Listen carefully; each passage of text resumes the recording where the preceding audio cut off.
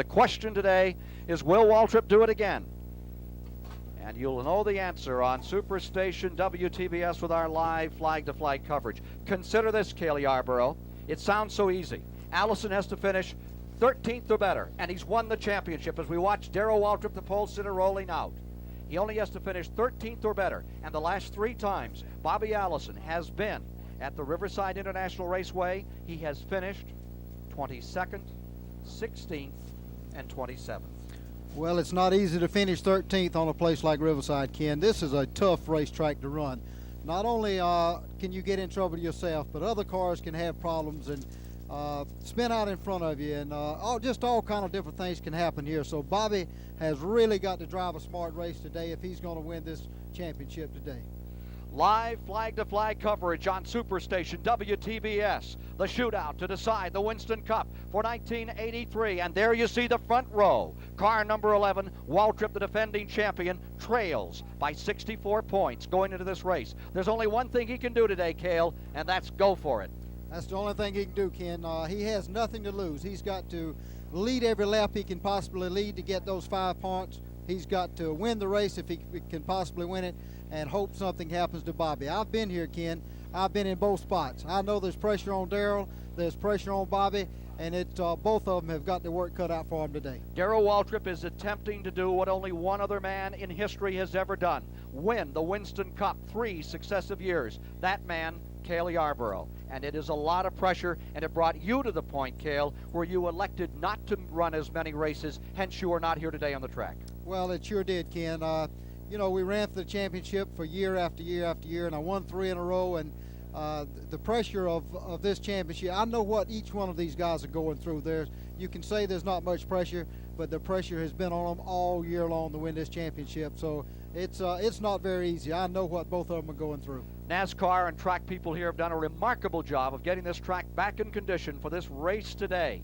And we have the report now from NASCAR that within a couple of laps, they will know if they're going to turn them loose.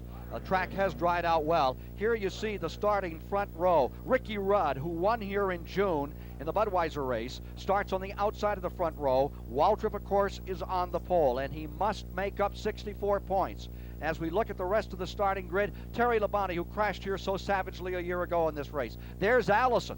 And remember, at the start, Bobby Allison is well back. Not that far back, but 6. And nobody has ever come from further back than 8th to win this event. As we continue down through Herschel McGriff, who won the Grand American race yesterday on this track in the Warner Hodgson 300. There's Bill Schmidt, twice Western champion. And Tommy Gale is back today. We thought he was going to retire at Atlanta. He came back for one more time out here on this road course. They're now in turn 9, one of the most critical turns anywhere in American motorsport. And here they are coming right by our vantage point where Cale Yarborough and yours truly, Ken Squire, are located at the start-finish line. And you can still see the watermarks on the speedway as number 55, Benny Parsons, is pulling on pit road. Now these are caution laps that are being run off. There you see the second row. Joe Ruttman, who placed second here a couple of years back, and Terry Labonte, who had just an awful crash in turn 9 1 year ago, slammed head on into the wall, broke his leg, thought a bit about retirement, but he says not that much, and came back. Incidentally, news story here, Cale Yarborough, who you'll recall at Atlanta drove hurt, as we saw on Superstation WTBS, and did that incredible job in the Hardee's car. We understand you're headed for the hospital. That leg has not come around, Cale. Well, Ken, it's not coming around like I would like for it to, so you know, in the very near future I'm going to have something done about it if it doesn't start healing up very shortly, but it's still giving me a lot of trouble. Well, I'm sure all your supporters across the country will be sending some mail to Timminsville if you decide to go back in the crash house for a while. Car number 11, Waltrip, the pressure really on today. Now, he's led the last 2 years coming in here, but he's a fighter, and he is up on the point. He established a new record in qualifying at 116.782 miles per hour, a new record for this 2.6-mile course. Again, here's Dave Despain. The Winston Cup Championship is decided on the only road race course these cars contest. They are stock cars. They are oval track racers 28 times a year, Twice a year they come to Riverside and do battle on a 2.6-mile twisting course that is an absolute torture test for car and driver. Let's take a look at how it works. Start-finish line here. That's where they'll take the green flag. We don't know at this moment when they will take the green flag. They move from there down into this difficult area called the S's. This is alien territory for stock cars. It's a succession of left and right-hand turns, and they just don't turn that way anywhere but here at Riverside. You're going to see a lot of people try to make a straight line out of this. You'll see a lot of people running in the mud on this part of the racetrack. They are trying to get successfully to the entrance to turn 6. Again, a right-hand turn, a hard, tight right, and it's another difficult stock car maneuver. Moreover, this is a dangerous place. It was the last corner in the life of the great Joe Weatherly, who was killed here in 1964. From turn 6, a short sprint up this straightaway to turn 8. Again, very difficult. In fact, the toughest turn on the track. This is a courage corner. It is banked the wrong direction. That means that the car is thrown out of kilter 119 times every lap around turn 8. The guy who can hammer the throttle right here gets the momentum for the long run down this backstretch. That's a 170-mile-an-hour stretch, and if you've got a car length advantage here, you can stretch that because you've got that momentum to 8, perhaps 10 car lengths as you come down to here. Turn 9, the hardest braking point on the racetrack, from 170 miles an hour down to about 100 miles an hour to negotiate this area. The car groans and shudders and complains, and if you miss the mark by just a little bit, you're going to go hard into the retaining wall. It was here last year that Terry Labonte suffered the worst crash of his career just 1 year ago today.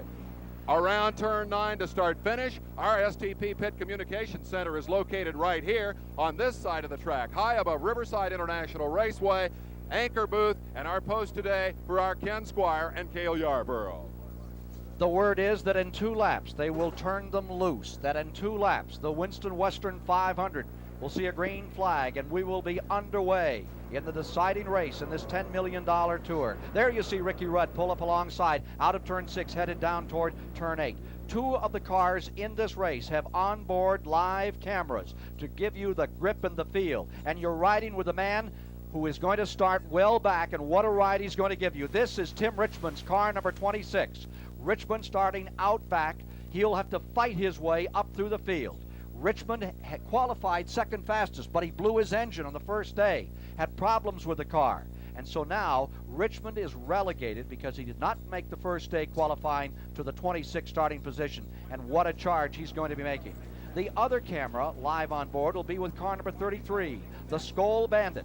Harry Gant will be at the controls of that car. Harry Gant has qualified well. He is in that 7th starting position in the Skoal Bandit for today's race. Now they're on that long back straightaway. It seems ageless and endless as you're running. But when you're under full speed, that thing goes by in just a matter of seconds. And then you're into turn number 9.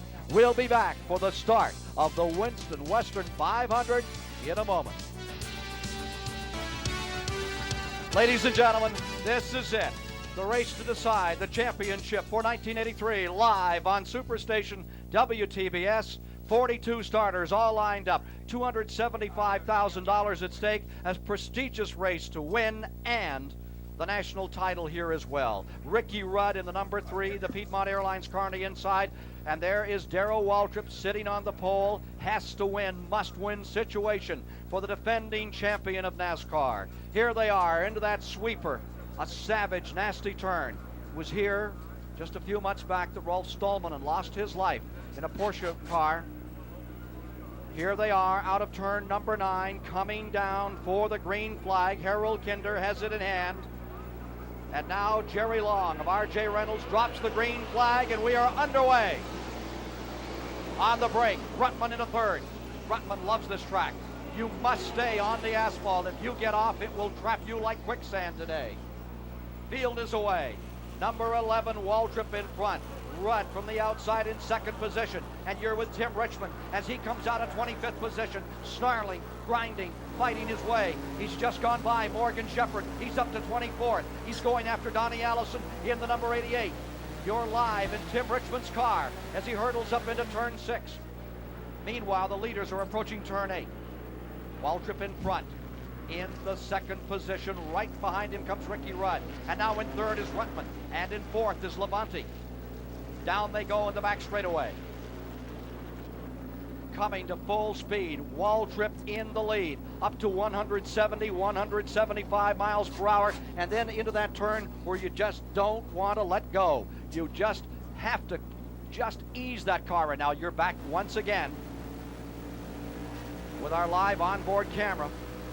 Going down beneath the bridge, this camera should take a hit right about here. You're with Tim Richmond as he goes by, still another car, approaching turn 9, and pulls himself up into the 23rd position. Here he is around turn 9. This is what it looks like. Correction, you're in the Skull Bandit car. You're running in 6th place right now. That's Harry Gannon, number 33. The Skull Bandit car of Burt Reynolds and Hal Needham, right up there in the front of the hunt. They've had some oil pickup problems on that car. But there you see Harry Gannon fighting his way through this field. Looking around out of the side of the car, out of the back of his machine as we go back to the leader, and Ricky Rudd, relentless in his last ride in car number 3. A lot of driver changes at the end of the year. And here they come another time. Down into turn 8. Waltrip on the point. He's won here twice. There's Joe Ruttman still there. Labonte still lying 4th. Front 4 all together. Lead automobiles all together. Back straightaway, second lap, as they wheel down for 118 laps. It is car number 11, Waltrip, in the position he must be in. And remember, Allison can win the championship if he finishes 13th. But the story here is the last 3 times he has finished no better than 16th, 22nd, 16th, and 27th. Coming out of turn 9, right to the wall at over 100 miles per hour. The wrong way around a half-mile track, Cale. Well, it sure is, Ken. But you know, Bobby Allison is running a harder race than I thought he was going to run. He is right in behind Darrell Waltrip in those first few cars and staying there. He's not backing off any. So there he is right there. Right. Bobby's going to make a run for it, I guess. So Allison has pulled up. Now you're back inside, I believe, Gant's car another time, the Skull Bandit. There's the leader. Car number 11. The racetrack looks like it's in real good condition now, Ken. It's dried off, but the problem's going to be when somebody has trouble and has to get off of the racetrack. It's mighty wet out there. Car number 11, Waltrip. He has won 6 races this year. Allison has won 6 races this year. When he won the championship the last 2 years, Waltrip was able to sustain a drive that saw him win 12 events. Back straightaway another time. A waiting game as Waltrip really rushes the field, staying out in front. Now he's collected 5 points for leading a lap. Remember that back in 5th place is Bobby Allison. If he can stay and sustain there, he will win the championship after trying for 20 years. 5 times Allison has finished as the runner-up in the championship. This year, after a bad time at Daytona Beach, he came back and won Richmond, Virginia at the Richmond Fairgrounds on that famous half-mile track. And now he is still holding on. There's Stevie Waltrip checking the board, taking a careful look at how her husband Darrell Waltrip is doing, and checking those positions back. And the positions right now show Labonte 4th, Allison 5th, Gant 6th. Dale Earnhardt is up to 7th. Richard Petty is in 8th. Then in 9th is Bill Elliott, and 10th is West Coast driver Jim Bound, driving for his dad. Jim Bound, the brother of Chuck Bound, the former Winston Western champion, and now one of the runners on the Stroh's Tour in the northeastern part of the United States. That Bound is the first West Coast driver, and there is a Western Series, and it is a combination of those 2 series that give us this great race. 3 laps complete. Waltrip is in front, as you see here, on the leaderboard. The Winston Western 500 has Ricky Rudd in 2nd, Joe Ruttman 3rd, Labonte 4th, and then Allison. Here is Waltrip in the 4th lap, and everyone is playing a pretty pat hand, Cale. Well, they sure are. Everybody's pretty well got them a spot and holding it right now, Ken. I think this is maybe because the racetrack is still a little bit damp and they aren't taking any chances until they run a little while and make sure that they can make a move on the racetrack and still be safe. Jim Bound, the 10th place car, has just pitted and come back out. Darrell Waltrip is in front. Can he stay there? Continuing live coverage of the Western 500, brought to you in part by Old Milwaukee Beer and Old Milwaukee Light, two of America's great tasting beers. It doesn't get any better than this. There you see Darrell Waltrip in front, battling for the Winston Cup, worth some $500,000 to a driver if he takes that championship. Right behind him is Ricky Rudd, trying to make it 2 in a row at Riverside. He won here back in June in the Budweiser 400-kilometer race. And there you are in turn number 9. Waltrip just so smooth and easy through there. Well, it really is, Ken, but Ricky Rudd is putting a move on Darrell right now. He the lap before, he got right up by him going through turn number 1, and Ricky is sticking right with him. You can see an anxious Junior Johnson looking on there. Junior Johnson, who's brought this car out, brought Waltrip to the title for the last 2 years and had a little to do with Cale Yarborough winning a few championships too. Now you're back with Tim Richmond in the old Milwaukee car. Richmond is fighting with Roy Smith as he charges through, and he's taken Smith out. He is on a charge. He's just gone by Buddy Baker, and he is up to 9th position. What a run by Richmond from 26th starting spot. Going through the S's, Tim Richmond back with the leaders another time. Lead car number 11. In the Winston Western 500, we now have completed 6 of the 118 laps that mark the distance. And since the beginning, Waltrip won in front. Now just past the start-finish line, a lap ago while we're in commercial, Ricky Rudd took a shot to go by at a place where you don't usually pass, but it looks like he's got some extra horses in that Richard Childress car. Well, he started tried to get by him going in turn number 1, Ken, but had to back off. But what Darrell is trying to do is not let anybody pass. He needs to lead the most laps in this race and be assured of that 5 points for leading the most laps. So Waltrip is going to stay out there and try to stay in front as long as he can. We asked Darrell Waltrip earlier, what about rain changing the track conditions here at Riverside? This is what he said. The track will be different. All the rubber's been washed off of it. There's been a lot of water to run across the racetrack, and it'll be a little more treacherous than it was for a while. The big factor now is you cannot go off the course and expect to get back on. The factor now will be if you miss a turn up here somewhere and you get out in that mud, you're going to be there for a while. It'd be almost impossible for a tow truck to get you out of there. So now you really got to be careful not to go off the course, and that makes it harder. Waltrip in the lead. Winner here in 1979 and 1980. It's all on the line for him today, and Allison must feel every vibration and every quake augmented about tenfold from the usual race worries one would have, because if anything begins to shake, rattle, or roll on that number 22 car, he's got big problems with the championship. Well, I'm sure he's feeling everything that's happening, Ken. But, you know, Bob is running harder than I thought he was going to run in this race. He's really pouring the coal on that car. Now you see Tim Richmond going into that long back straightaway, shifting into high. Here he comes down for the bridge, up to 170 miles. He went into third, now into high. Here he comes down this little hill, about a 5% grade, headed for the bridge. He's headed for turn 9. He's looking for somebody to race with.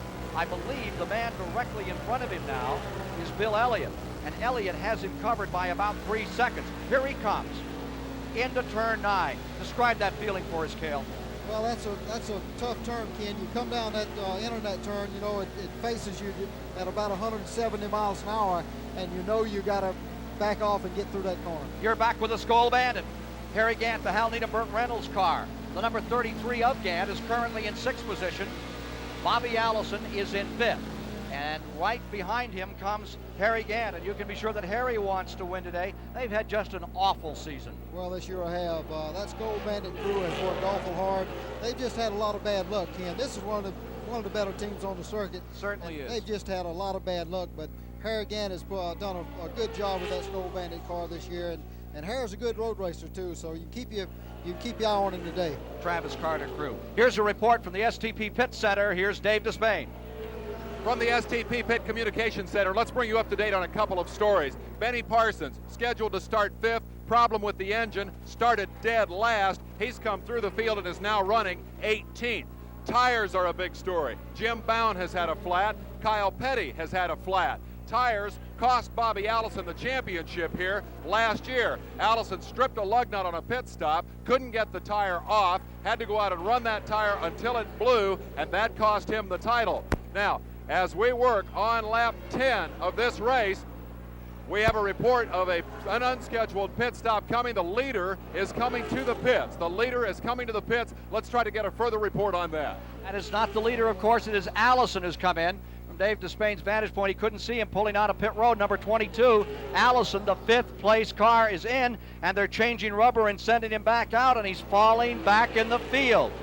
Well, he had to have a flat tire. They changed the right side, and evidently there's a lot of debris on the racetrack that probably the water has washed onto the racetrack, and that's a pretty tough break for Bobby this early in the race. A lot of stones, a lot of rocks that get washed up and pulled up through. Maybe something went wrong with the tire, but Allison has fallen back. Now we're going to check his position for you and tell you where he is in the race. Waltrip continues his drive in first, with Ricky Rudd second, Joe Ruttman third, Terry Labonte fourth. And Allison has fallen to 19th place.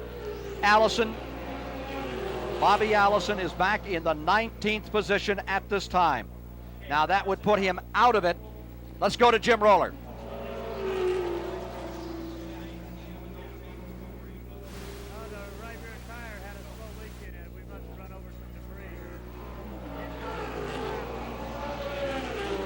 We have an audio problem. He is talking, of course, to Gary Nelson, the crew chief, and we'll try to get back with Jim Roller in just a moment to get that report from Jim Roller as to what exactly happened on Allison's car. We know it was a tire change. As to what the circumstances were, we'll try to update you in a moment. Car number 98 now coming in is Joe Ruttman. That was the car that had been running in the 3rd position, and the leaders are all beginning to have problems with tires because of this strange track condition, Cale. Well, they are, Ken, but Joe Ruttman's got his hood up, so he's got more than tire problems. Oh, what a bad break for Joe Ruttman. Finished second here, still looking for his first Grand National win. One of the nice people, came off the USAC circuit, moved up onto the NASCAR Winston Cup Tour.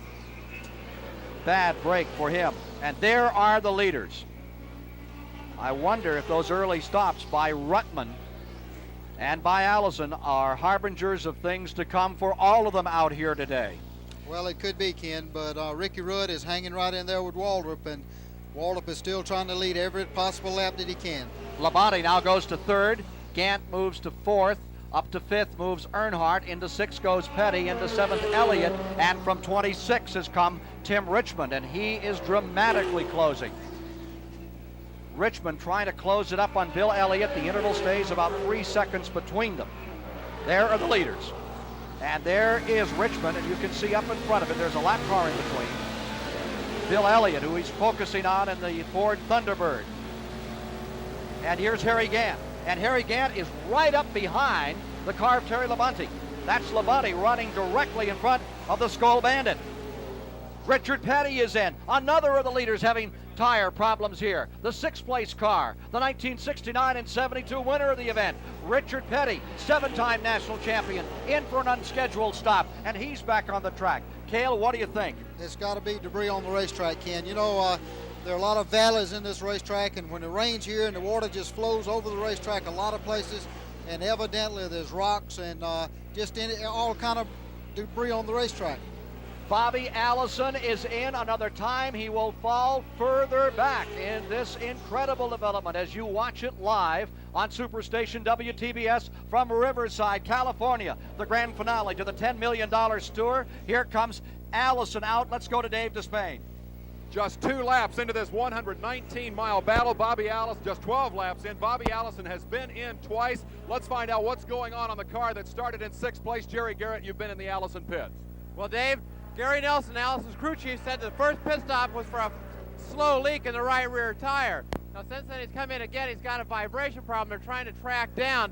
Gary says that the track is very green and they're picking up all kinds of strange debris out there. Jerry Garrett is our roving reporter in the pits. He'll be with us all day. The story right now, for the 2nd year in a row, as Allison tries to win the championship at Riverside, he is plagued with tire problems. Back to you, Ken. So Bobby Allison is falling further back. He was in 17th. He is now out of the top 20.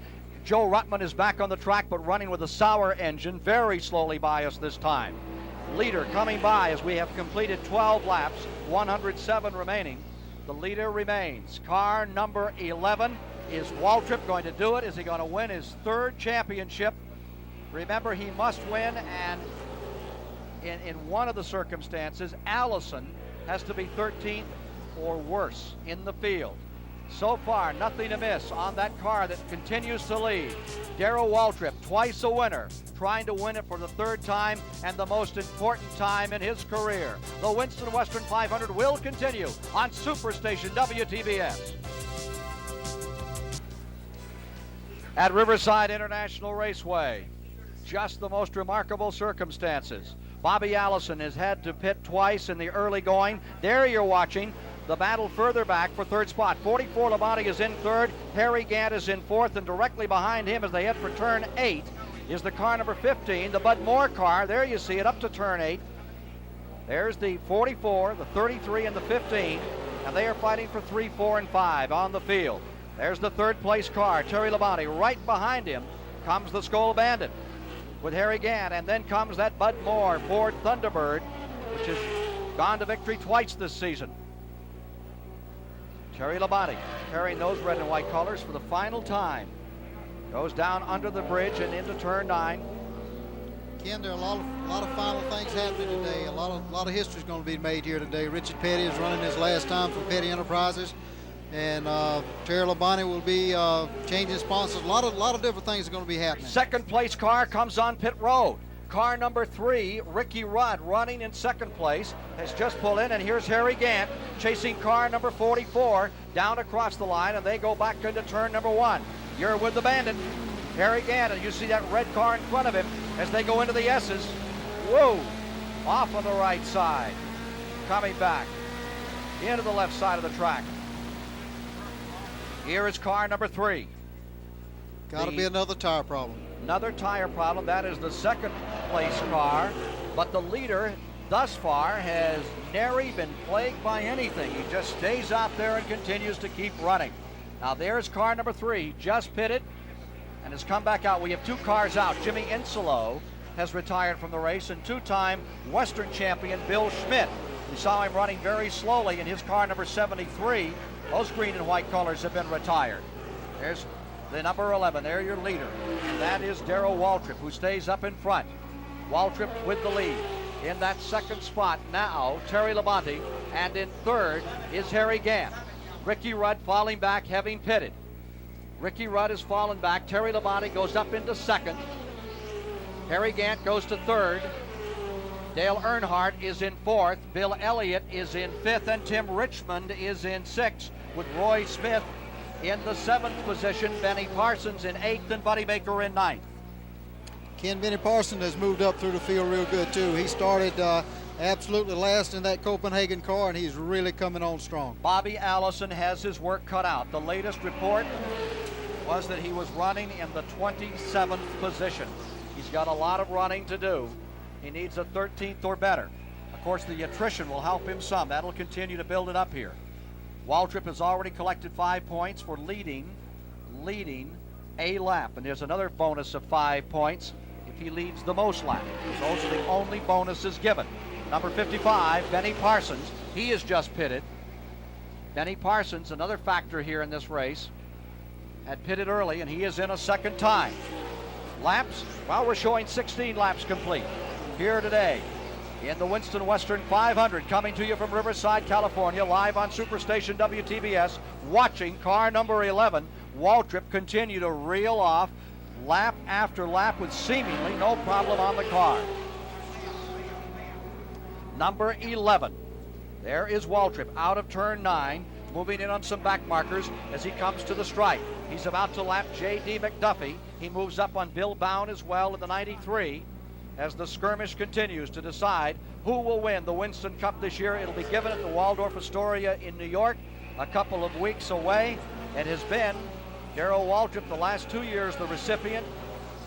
Bobby Allison fighting again to put it back together. Joe Ruttman's number 98 has gone behind the wall. Work on Ruttman's car will go on behind the wall, or he may be terminal in the event, in which case he would be the 3rd car to retire. Now there's Tim Richmond's car. You're inside of the old Milwaukee, number 27, the Blue Max. And he's up on a lap car and trying to move through. Tim Richmond headed for turn 6, up through the S's. Dramatic pictures from Richmond's car. Car number 11 still in front. Waltrip, when he needs it. It looks like the luck goes with him. Will it stay there? Of course, he had just terrible misfortune, as you saw on WTBS with our live coverage in Atlanta. That was not his day. The car didn't work all day, Cale. Well, it sure didn't, Ken, but this race is real young yet. Anything can happen. Bob is maybe having his problems early. Waltrip might have his late. You never can tell. Now here's Waltrip in the 11, skirting turn number 9, having completed 18 laps, 101 to go, and as matters stand, he would come from behind in the last race of the year and take the title. There's the leaderboard as it currently stands. And there has been one change. Ricky Rudd's car has dropped back. Ricky Rudd pitted and is no longer the second position car on the field. That is moved into second, the Terry Labonte car. Gant is in third, Earnhardt is in fourth. Richmond is currently in the 5th place. Here's your leader. Out of turn 6, that short straightaway, about what, 110 miles an hour through there, Cale? About 110, and then you have to slow way down to get through that turn 8 and back down that long, fast backstretch. Well, he has nothing to lose. All he has to do is stand on it today. Well, he's going for broke. Let's go to Dave Despain. We have 19 laps in and 100 laps to go. Let's review what's happened to a couple of our front runners here. Joe Ruttman, the hometown favorite, started 4th, has just dropped out of this race. He was having carburetor problems. That's a whole new team. They thought it might gel in the last race of the year. It didn't happen. Benny Parsons is still very much on the charge, but one of the stories we really need to follow today is down here at the other end of the board as we look at one of our wild card picks, and that is Tim Richmond. The reason he started in 26th spot is that he blew an engine in first day qualifying. That car, which carries our onboard camera, is the second fastest car in the field. But because Richmond qualified on the second day, he had to start in 26th position. He has picked off 20 drivers in the early running. The report on Bill Schmidt is that the engine has blown in that car. Bill Schmidt is involved in the battle for the Winston West Championship among the West Coast stock car drivers. He was very much in the thick of that point battle. He has blown an engine, and Bill Schmidt has just walked into our STP Pit Communications Center. Bill, we'd like to meet under different circumstances. What happened? Well, our motor just finally let go, and we've been having a problem all weekend since we've been here, and we were really kind of looking forward to this race because we had a crack at this championship out here. But it kind of knocks us out of that now, but I guess all you can say is, well, we'll try her again next time. Better luck next time. Any chance at all of pulling out that title, do you think? No, I think Jim Robinson pretty well got her cinched up now. Jim Robinson is going to be the benefactor. Bill Schmidt suffering a blown engine here in the Western 500. Ken? And he was talking about the Winston West standings there. There is a series on the West Coast, of which there is one race after this. That is in Phoenix, Arizona. And Schmidt has been right up in the hunt along with Robinson through most of the season. Well, the field now, there you see an anxious Junior Johnson. You drove for him for a long time. What's he like to drive for when the pressure is on like it is today? Well, he's just stays just about like you see him there now, Ken. He's easygoing, calm, and lets everything fall where it will. He's not a man to put a lot of pressure on you. He gives you the equipment to do it with and let you go out and do your own job. Now, if you're just joining us, the race was delayed approximately 1 hour in its start with our live flag-to-flag coverage. And Bill Schmidt, that we were just talking about a moment ago, he is 4th in those Winston West standings, we're being told. Jim Robinson 1st, Jim Bound 2nd, Herschel McGriff 3rd. The delay, because of rain, has caused problems for a lot of cars here. There's been a lot of pickup on these tires that have no tread, and it is bringing some rocks and stones onto them, and they're cutting tires down, as they say. There's your leader, Darrell Waltrip, in command of the race. Here he is, moving down through another time past some lap cars. Tim Richmond has passed Bill Elliott, and he just motored by him, and he took over in 5th place. Richmond is up to 5th, and he's closing on Dale Earnhardt in the 4th place Ford Thunderbird. Gant 3rd, Terry Labonte 2nd, and Darrell Waltrip, here he is, back at turn 9, another time, commanding the Winston Western 500, and looking just terrific. Right behind him, one of the West Coast drivers, bound at number 93. Can Waltrip stay there for the day? We'll know shortly. Stay with us for our live coverage on WTBS. Well, there you see the standings. in the Winston Western 500 taking place here at Riverside, California. Waltrip is in front, Terry Labonte in second. Thus far, no cautions in the race. They're running at a record speed on what they call a green track. With me is the two-time winner of this event, the three-time national champion, the great Cale Yarborough. Your thoughts about Waltrip out here and what used to be your ride? Well, I drove a lot of laps around here in that number 11 car, Ken, but Darrell is doing a good job. You know what really has surprised me, that nobody has been off of this racetrack as of yet, and the racetrack was still wet when the race started, but everybody is really doing a fine job, and Darrell's holding on there. Bobby looks like he's picked up the pace just a little bit, but Tim Richmond looks like he's running everybody down. Richmond is just flying, and one of our onboard cameras, of course, is with him. Allison is back to 20th position. Now, for Bobby Allison to beat Darrell Waltrip, for Allison to win the title for the first time in his career, regardless of what Waltrip does in today's race, he must finish in the top 13. Allison leads Waltrip by 64 points coming into today's race, and the lucky number for Allison is 13. By finishing 13th or better here today, Allison locks up that much pursued, most lucrative title. Allison can improve his chances even more by running up front. Now, should he be able to lead the race for even one lap, he'll pick up a 5-point bonus, and he can clinch the title then with a 15th place finish. Now, there is an additional bonus for leading the most laps in today's event, and right now the man who's working on it and hard at it is Darrell Waltrip. But should Allison, should circumstances change here, be able to accomplish that, pick up the 5 bonus points for leading the most laps, then he would only have to finish 17th. He can't do that. He's back in 20th, just fighting to get back up in the top 13 at this point. Waltrip continues to stay in front. Now for this man, Darrell Waltrip, the only chance he has of overtaking Allison in that season-long battle for the Winston Cup, he needs to lead the most laps today and win the event. Doing so, Waltrip would come up with 185 points. Allison would have to finish 14th or worse without even leading a lap, and he hasn't led a lap.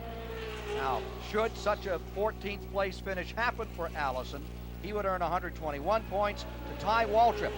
And in case of a tie, you go back to the number of wins. They're both tied at 6 wins. So then you go back to second place.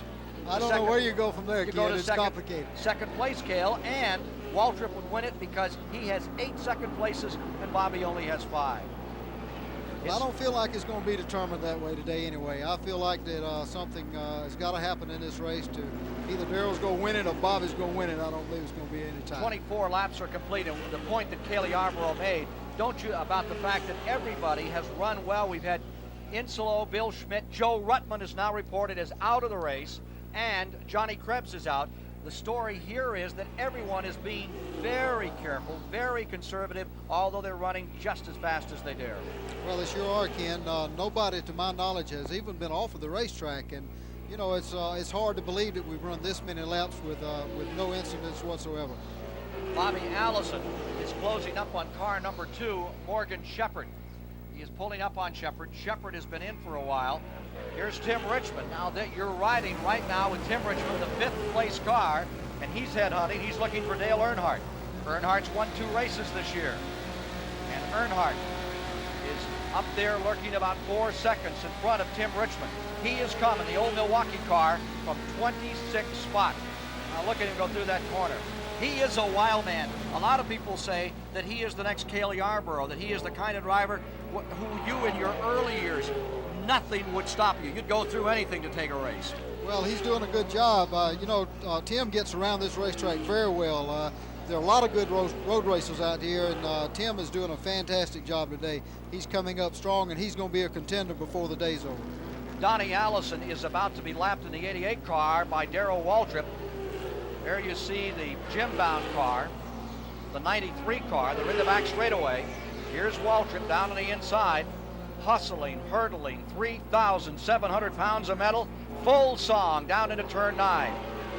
He's pulled up behind Donnie Allison, who's made a comeback driving for Cliff Stewart in the last 2 races of the year. That car, number 88.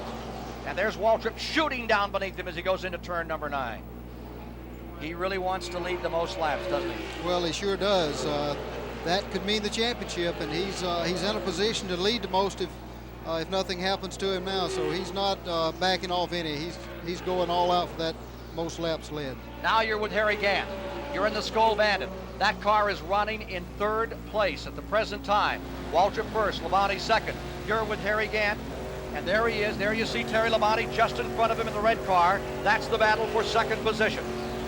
Here they are by the start-finish line, by our location, going into turn number 1. Harry Gant settles in, heads for the S's, pulls up on Terry Labonte.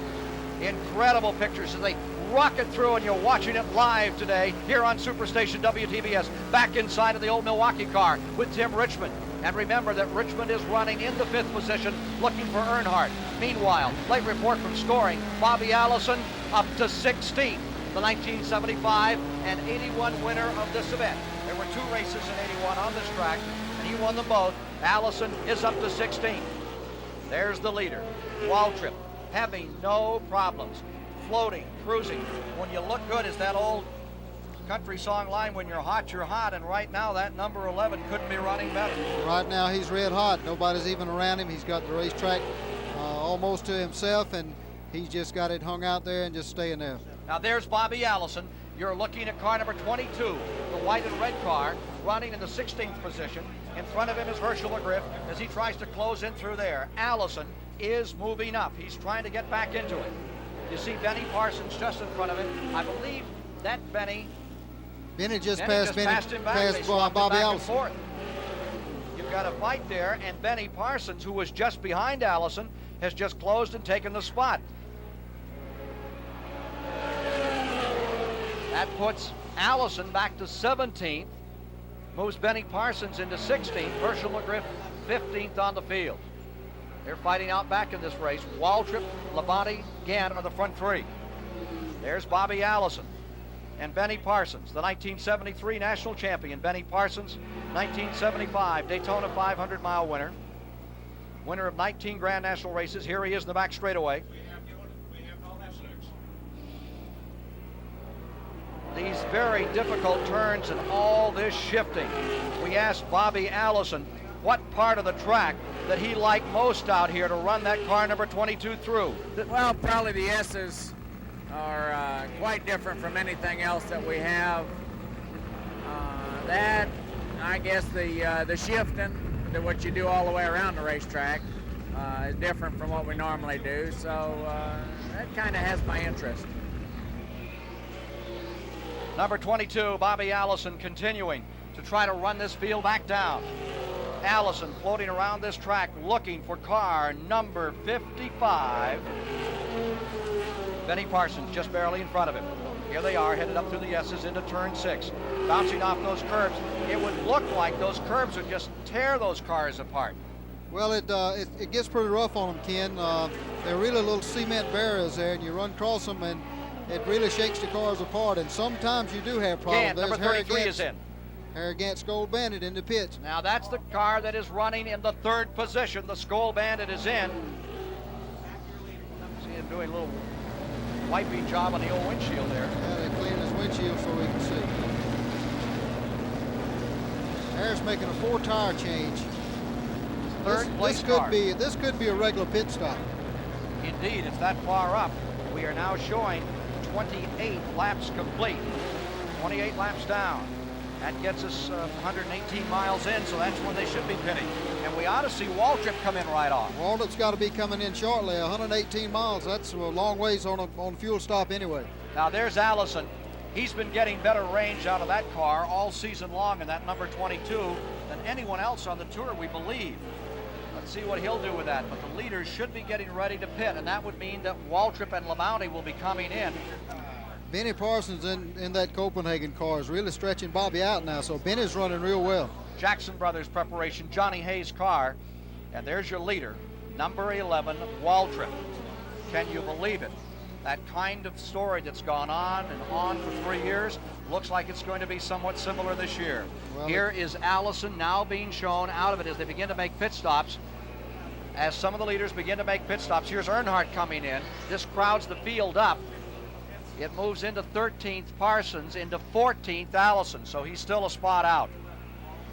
Now you're watching Dale Earnhardt. Dale's making his last ride in that Bud Moore Wrangler number 15 too, Ken. He'll be moving on next year to another car. And still the leader. There you see him, Darrell Waltrip. A remarkable success story, but this year, a terrible crash in Daytona Beach, slamming that inside barrier coming out of turn number 4, and then the car being spun back into traffic right in front of Harry Gant that day, and Cale Yarborough. You were pretty close to it. I was too close. They gave the replay out of your in-car camera. It looked like you cleared that spinning car of Darrell Waltrip by just about 6 inches. It sure was close, Ken. That's mighty close at the speeds that we're running to. Well, here's Waltrip today, hoping that he has no misfortune. And, of course, the Allison fans saying we don't want anything to happen to him personally, but if something should malfunction on that car, that'd be just fine with us. I was sitting with, a year ago at this race, with Junior Johnson's wife, Flossie, when it got down to the end. And as you recall, Allison's car broke in the latter moments. And I will never forget Flossie Johnson in tears, absolutely shaken. She said, we wanted to beat Bobby, but we wanted to beat him on the track. We didn't want it to finish like this. Grand lady. She sure is. Junior Johnson didn't feel that way. You take it anywhere you can get it, I guess.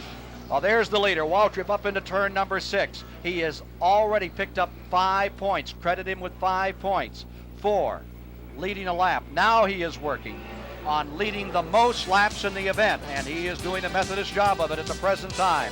The Winston Western 500 will continue live on Superstation WTBS, so stay with us. Continuing live coverage of the Western 500 is brought to you in part by Noxzema Medicated Shave Cream. Share the softness. Noxzema, a new leader.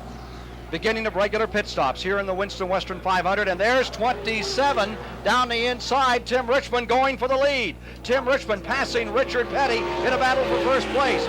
Richmond, you just saw him sneak down the inside. He's come all the way from 26 to go out in front with that old Milwaukee car, and he surges across the line. You're riding with Tim Richmond right now as he throttles up into the S's another time.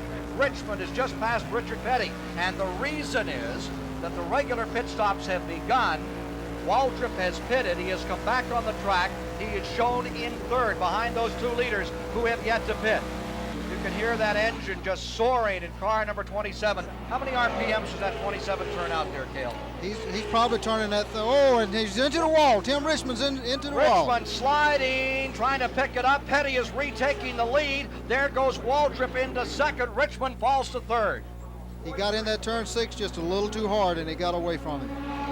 Well, he's getting ready, and the tires and tubes are doing fine, but the air is showing through, as the old Hank Williams song goes. He ought to be in for new rubber shortly. But he didn't do any damage. You could see the left side of his car, and he didn't hit the wall, so he'll be okay. Richard Petty is leading, number 43. There you see Richmond in the maroon car, back to third spot. Richard Petty shown in first. Waltrip into second. Richmond in third. Caution is on the track. Yellow is coming out for the first time. Not sure of the rationale for it, but there's the NASCAR officials believe they need a caution. And boy, I'll tell you, on today's race, you really want to be on your toes when you see those lights go on up at turn 6 and going down into turn 9. Well, you sure can. Now, that's going to put Bobby Allison in good shape. Petty is pitting. Petty pits. 11 and 27 stay out. There's Richard Petty's crew. What a story here, Cale. Would you believe it? The last time we'll see Richard Petty racing for Petty Engineering. Well, he'll still be in the same car, in the same color, and the same number and all, but it won't be the same. That Petty Enterprises have been around for a long time, Ken, and I'm sure that this is a sad day for Richard Petty. I'm sure it is. Now you see, just taking off his goggles as we're under caution, we are under yellow, is Tim Richmond in the 27 car. We are under caution. Now when they restart, they do not restart, and there's Harry Gant charging back out along with Richard Petty. Pretty good race there in the pit road. Down pit road. Harry There he Gant didn't still want to hadn't give it given up. up on him. They will restart the field coming out of turn 8 on the back straightaway. That long stretch gives them a chance to kind of get established and racing rather than this very tight first turn. Well, this is the only place that the race starts on the backstretch. There's Raymond Beadle, the Blue Max himself, twice World NHRA drag racing champion, who came in this year with a Grand National team, selected Richmond as his driver. And Raymond Beadle sure knows a lot about motors and a lot about cars. And he said, the other day, I think I've spent about $600,000 as a loss this year, but I think I know how to do it next year. Well, I'm sure you had a good lesson this year. It takes time to get established in this sport, but they've done a good job, Ken. That Tim Richmond and that 27 car, Tim Brew and all the guys have really done a good job their first year out, and they're going to win some races next year. Well, there you see them lined up, and as they're deployed, Waltrip is first, and you see Richmond now in second, Petty having made his pit stop. Ricky Rudd unofficially, and they have some debris on the track, the report is, and it's up here through the first turn area, and I believe they're going to pick a car up that's off at a precarious position just through the first turn past our start-finish line area. Now you see the field coming down out of turn number 9, under caution, counting laps, of course, and I think we're going to see the leaders pit. Indeed, that's the case. Waltrip in, and here comes the Tim Richmond crew in. Everybody ready on pit road. Tim Richmond comes to a halt, and number 22, Allison, is staying on the track. Bobby Allison, remember, he had a couple of unscheduled stops. He's trying to get back into it. Bobby Allison will lead this lap, Ken. That'll give him 5 points. Well, if all the leaders are on pit road, and that means that if Allison is indeed the leader, he will pick up enough points, so all he needs is 15th or better. In the pit stop period, Bill Elliott, just before the caution came out, he overran the range of his Thunderbird, and he came in on an empty tank and fell back several spots. Now you're with Richmond again. He said he was going to make a race of it, and the last time he told me that, I believe we were together up in Pocono, Pennsylvania. He went out and won the darn thing. That was a wild slide up in 6. They have restructured. They talk about how serious turn 6 is, and indeed it is. It's a critical turn. It has taken the lives of some drivers, but they've rebuilt that turn, Cale, and right there, going into turn 6 is not the dangerous turn that it used to be when you first came out here. Well, it's really not. It's a little bit better now, Ken, but later on in the race, that turn tends to get slicker and slicker, and the racetrack tears up just a little bit, and you get marbles up there, so they're going to have problems with turn 6 all day. Now you see them coming out of turn 8 and down that back straightaway. Now you drive down that back straightaway, and it takes, seems like a minute. When you guys go down, it seems like 15 or about 5 seconds and you're there. Here's a report from the STP Pit Center, Dave Despain. All is well with the leader, Darrell Waltrip. He came here, he won the pole, he knew he had to win the race. Waltrip at this moment is doing everything that he has to do. They did make a 4-tire pit stop under green prior to this yellow flag. They have since been back in. Let's look at what's happening with some of the other cars. Ricky Rudd has an oil pump problem that's troubled him all week. A former winner here at Riverside is falling back into the field. Big story on Bobby Allison. He made his 2 early pit stops at lap 10 and 12, elected not to come in on this lap under yellow. He is the leader of the race. That gets him a 5-point bonus. He will have to make a pit stop probably within the next 10 to 15 laps unless he can get in under this yellow, having gotten his bonus, make his service, and in fact we understand that Bobby Allison is coming on pit road. Back to you, Ken. Indeed he is. Here's Allison now. Did he lead the lap? Did he finish the lap in the lead? Allison came to the line, and we believe he picked up those 5 bonus points. And we're checking now with Robert Latford as to the status, and it is correct that he did lead a lap and got the 5 points, which would get him back to 15th. He took the lap, now he's in, right side tires, and we're getting ready to resume this race. Now he's fallen back behind everyone again. Still go put him behind again, Ken. Let's go to Jim Roller with a report. Come in, Jim Roller. Raymond Beadle, Tim Richmond was running so well, had a slight problem. Did he give you any indication as to what happened? I think he just got a little loose coming. He just barely touched the wall down there, but we were fortunate when we come in earlier. We only changed 2 tires, so at least we got to take advantage of the yellow and change all 4. So I think we're in real good shape now. All right, Tim Richmond, little problem, but they feel it didn't hurt him too bad. Back to you, Ken. Getting ready for a restart here. You're back inside Tim Richmond's car, number 21, Buddy Baker, no low gear in the box right now. Here we are, getting ready to go back under it another time as Richmond works that car over, and on the brake, there's Richard Petty and the rest of the field darting down the back straightaway. You see the pace car coming in, this very unusual start, and as they wheel down into the corner, it'll be Richard Petty, number 43, in the lead. Richard Petty, now remember, he's working on 199. So close to that incredible 200 mark. There's Harry Gant, number 33, right with him in the second spot. Leaders all bunched up. It is the Terry Labonte car running in third. That caution came out on lap 33. We're back under green, and you're back inside of the Skoal Bandit. Harry Gant in second place. Harry Gant hanging on to Richard Petty as they race up into the S's, Cale. Well, they looking. Harry Gant is looking right at Richard Petty, but don't you know Richard Petty would like to win this final race in his Petty Enterprises car? Indeed he would. There is such pressure on these leaders. Let's check for you. Buddy Baker is way off the pace. He's almost half a lap down now. And as we mentioned, he has a problem in the gearbox. There's Petty in first. Whipping down, coming over to turn 8. That looks like Roy Smith from number 74, the Canadian driver, just in front of him, twice Western champion. Petty first. There's Gant right there in second. Then gets comes a little out of shape. There comes Labonte running in third, and Benny Parsons in fourth, and Roy Smith is slowing down on the inside and waving them off. Ken, if Buddy Baker and that Valvoline Ford's got gear problems this early, he's got a long day ahead of him. Oh my. This will be like a 24-hour marathon for him. Here they are, back to turn 9. Look at Petty. Petty stretches them out. Into turn 9. Richard Petty first, Gant in second, Parsons in third, and you're back inside Harry Gant's car. Right behind Gant, hanging on his rear bumper, is that car number 44 of Terry Labonte. Here they are back to the start-finish line, completing 37 this time by. We had 3 laps under caution. Petty first, Gant second, Parsons third, Labonte fourth, fifth is Earnhardt, 6 is Waltrip. 6 is Waltrip. 7th is that number 27 car. Well back in this hunt, car number 11. The Darrell Waltrip machine. It's Richard Petty in the lead position, Harry Gant in second. The Winston Western 500 to decide it all. And it is still Petty, after the caution period, leading the race.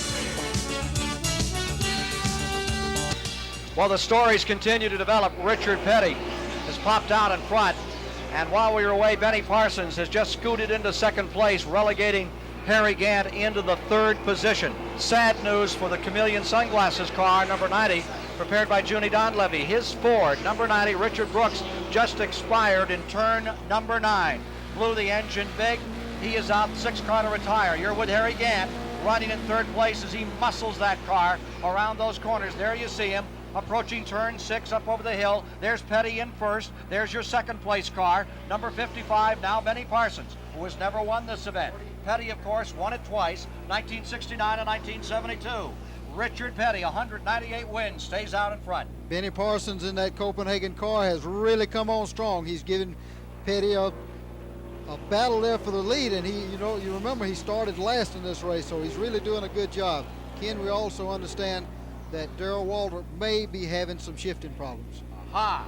What looked to be the all-time perfect day begins to have a gray cloud over it, much like those that were over this track this morning that delayed the start by over 1 hour if you're just joining us. The Winston Western 500 had inclement weather that nearly scratched the event. They were talking about going to next weekend to run the event, but then the sun came out and the skies changed. We had a good stiff wind, dried the track out. Here's Petty in the lead. Right behind him, Benny Parsons, and the third place car, Harry Gant. The fourth place car is now Terry Labonte. 5th is Earnhardt. Up to 6 has moved, again, Tim Richmond. And in 7th, dropping back to 7th, is Darrell Waltrip. Waltrip now in 7th as Tim Richmond has passed him. As for Bobby Allison, he lies 13th. And the championship is again within his grasp. Here's Dave Despain.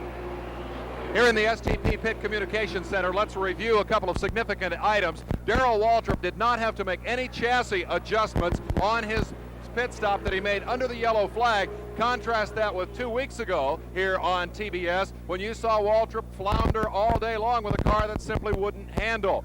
A big story in Benny Parsons. He started this race dead last. He qualified very well. He was up in 5th spot, but a rev limiter problem on the starting grid forced him back to 45th starting position. He has moved up into second place and is locked in a battle with Richard Petty. And I'll tell you what, that is quite a story and quite a charge. Petty himself is a story. He's won this race twice, but Richard said that he wasn't having very much luck here this weekend. He was not at all pleased with the way he was getting around the racetrack, but now suddenly Petty is your leader. Not very much good news here today for Buddy Baker. Buddy is stuck in fourth gear on a road race course where you need all four gears. Keep in mind that the Wood Brothers crew won this race. That's Buddy Baker's crew, won this race 5 of the first 6 times. Back to you, Ken. And you saw the red light out on the Ruttman car. What a bad break for Joe Ruttman, who originally came from Upland, California, and has so many fans out here on the West Coast. The West Coast is where they decided the championship for 1983. And here you see Richard Petty deployed in first. Benny Parsons is in second place, the number 55. There you see Benny. And what a run he's making for it. One of the nicest people in motorsport, Cale. Well, he sure is. Benny is a super fine fella, and Benny is a good road race driver, too. You can see now that he's putting the pressure on Richard Petty, and I believe if he could ever get by him, that Benny Parsons would be a hard man to handle here, but there he is, down the backstretch. Down to turn 9. Now, this is about 175. There's a little kinky dog leg here, and you have to keep your foot all the way on the floorboard through there, Cale. You sure do. You can't back off. You got to drive that car on down to about the number 2 marker if you're going to get around this racetrack in a hurry. And you're going the wrong way. Absolutely. I mean, that corner is the wrong way. You're right up against the wall. If you slide here, it's That's hello right. walls. Benny Parsons' car is smoking some. Looks like he may be pushing a little bit in turn number 9, but there's no smoke after he gets out. So I guess it's just a handling situation. 15 cars in the lead lap, Cale. 15 still up in it. We've only had one. There's that smoke again you were talking about. Sure is. Richard Petty stays first. Benny Parsons in second. In a bit of an upset here. A real surprise. The third place car is Gann, and he's right there. And there's number 2, Morgan Shepherd. Now that car should have been a real contender today. He's had some engine problems. That's the car that Joe Ruttman drove to second place, and it's the car that Tim Richmond won this race with twice a year ago. The Jim Stacy car. And here he comes onto pit road. That's where he's gone to the garage area. Tim Richmond started his winning career, was in that car. Morgan Shepherd out of it. He has a deal for next year to drive that car. There are your front 3.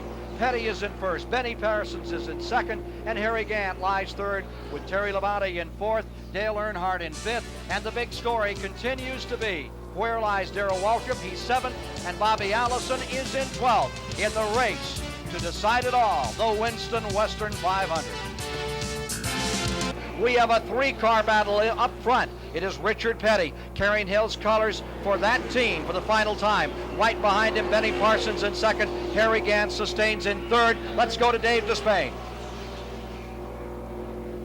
Is reporting a difficulty, a reported problem with Darrell Waltrip's car. The difficulty, if in fact it exists, is in the transmission. The car is 6th on the racetrack. We have reporters on the way to check out that story. One of the big stories of this race is Tim Richmond. His car owner, drag racing star Raymond Beadle, is with me now. Are you surprised at the way Richmond came through this field, Raymond?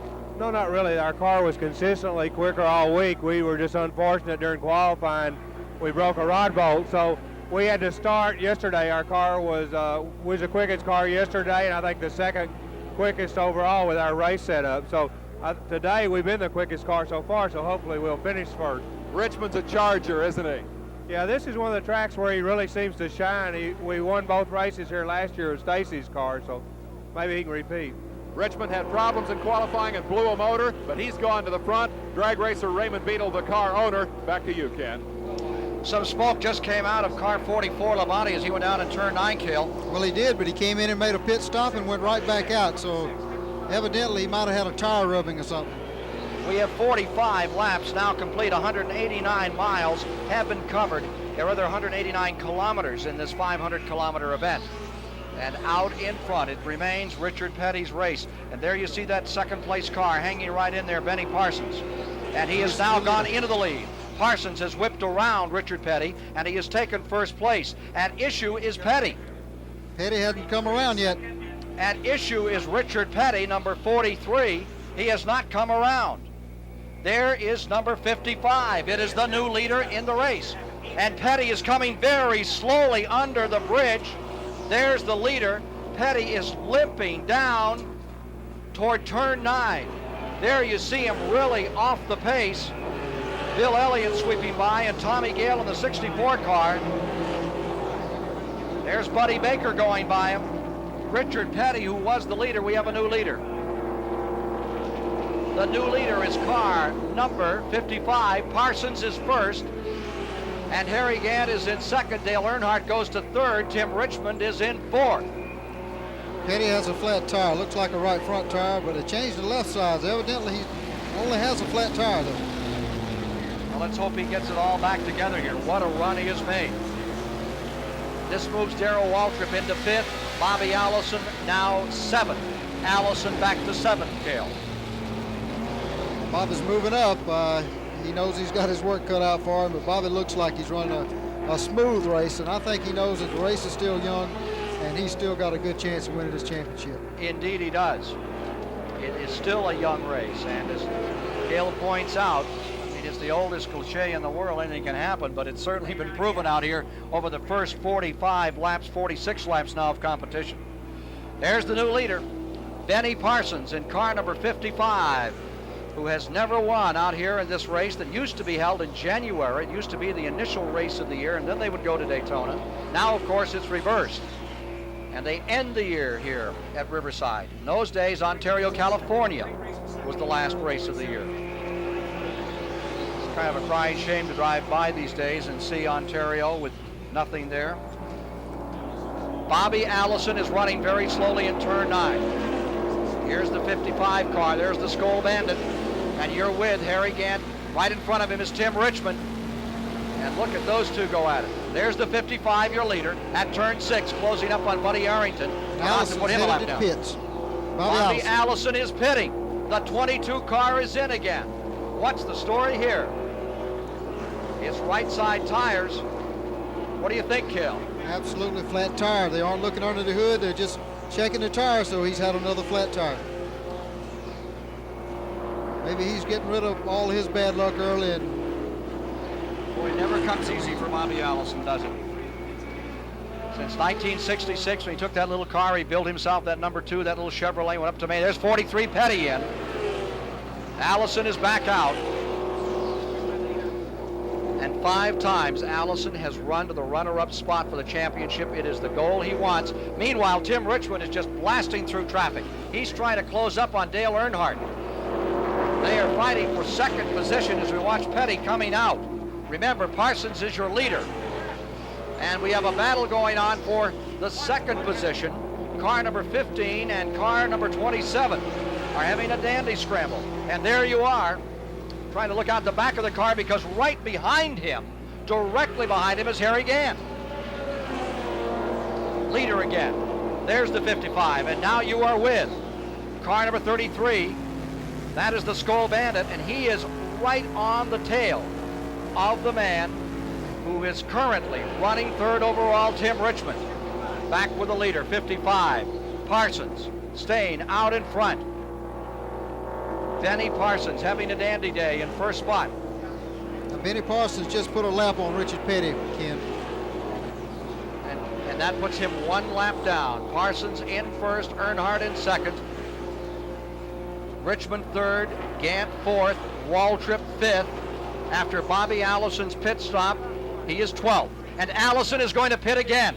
Number 22, Allison has just taken another circuit of the track, and he is back on pit road.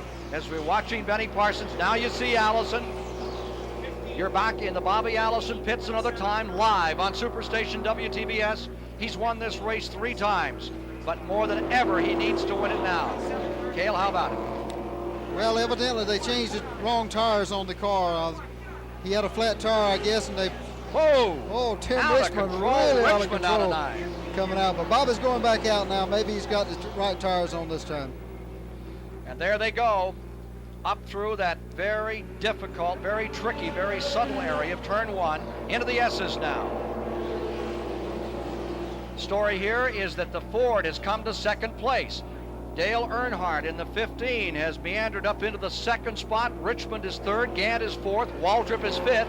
Bill Elliott, who had trouble earlier, is in 6th, and the 7th place car is Terry Labonte. There's 55 showing some smoke that time as he went into turn 8. There's the second place car. That is the 15. That is Dale Earnhardt sustaining second.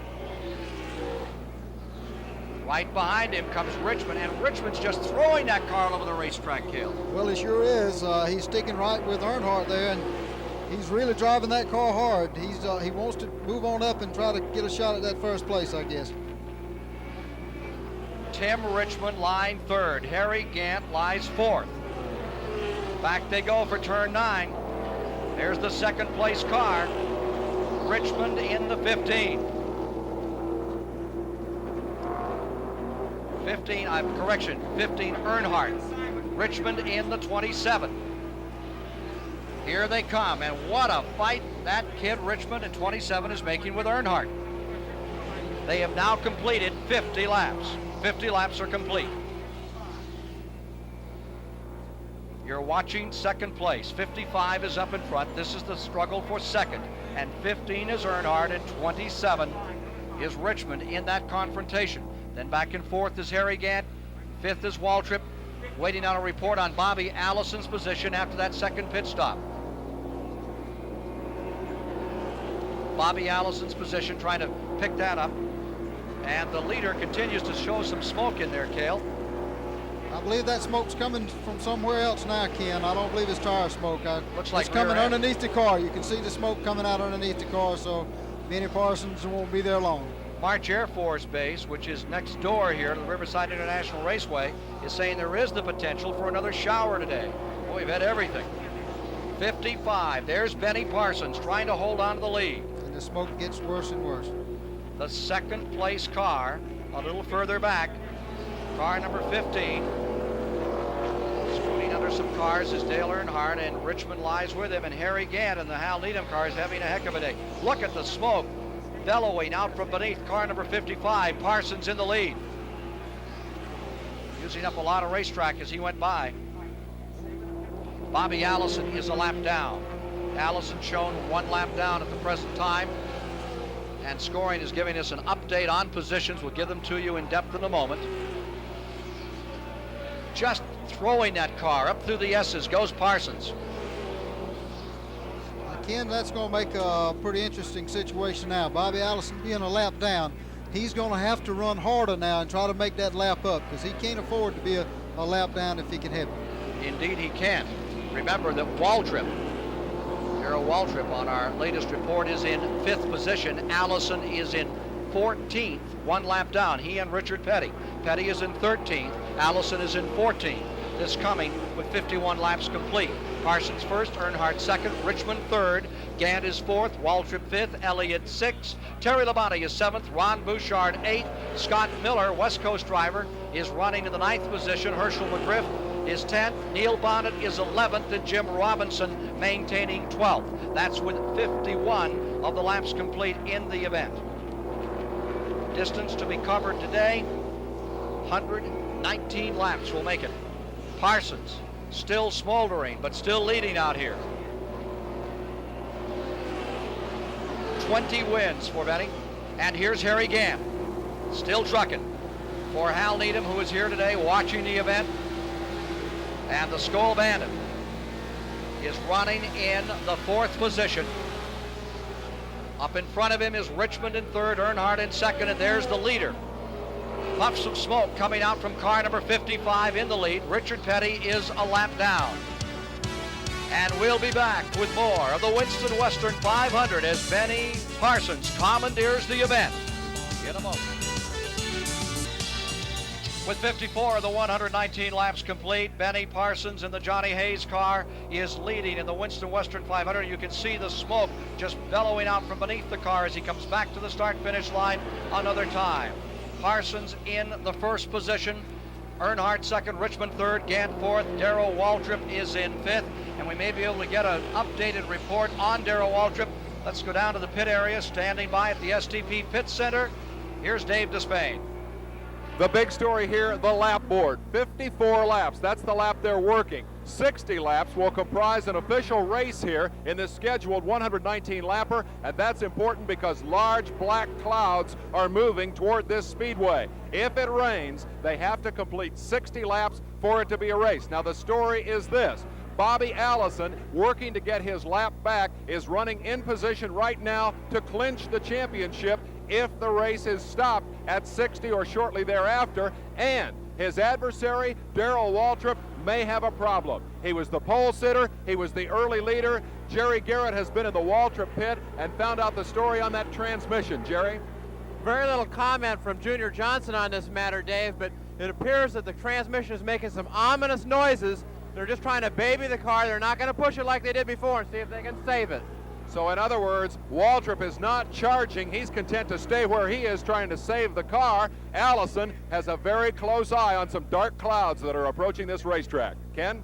The wind has picked up and it is raining around us. There is rain around us at the present time. There's the 55, and as Cale and I were speaking a moment ago, it looks to us like the rear end on that car may be getting warmer than he might want on Benny Parsons' machine. Well, I would think it would be an oil leak somewhere, Ken. He's been running that way for quite a while now, and maybe just got a head gasket leaking or something, and a valve cover gasket leaking, and just causing smoke. It's not hurting his running any at all. But Bobby Allison is really on the move now. He's pulled up behind Petty.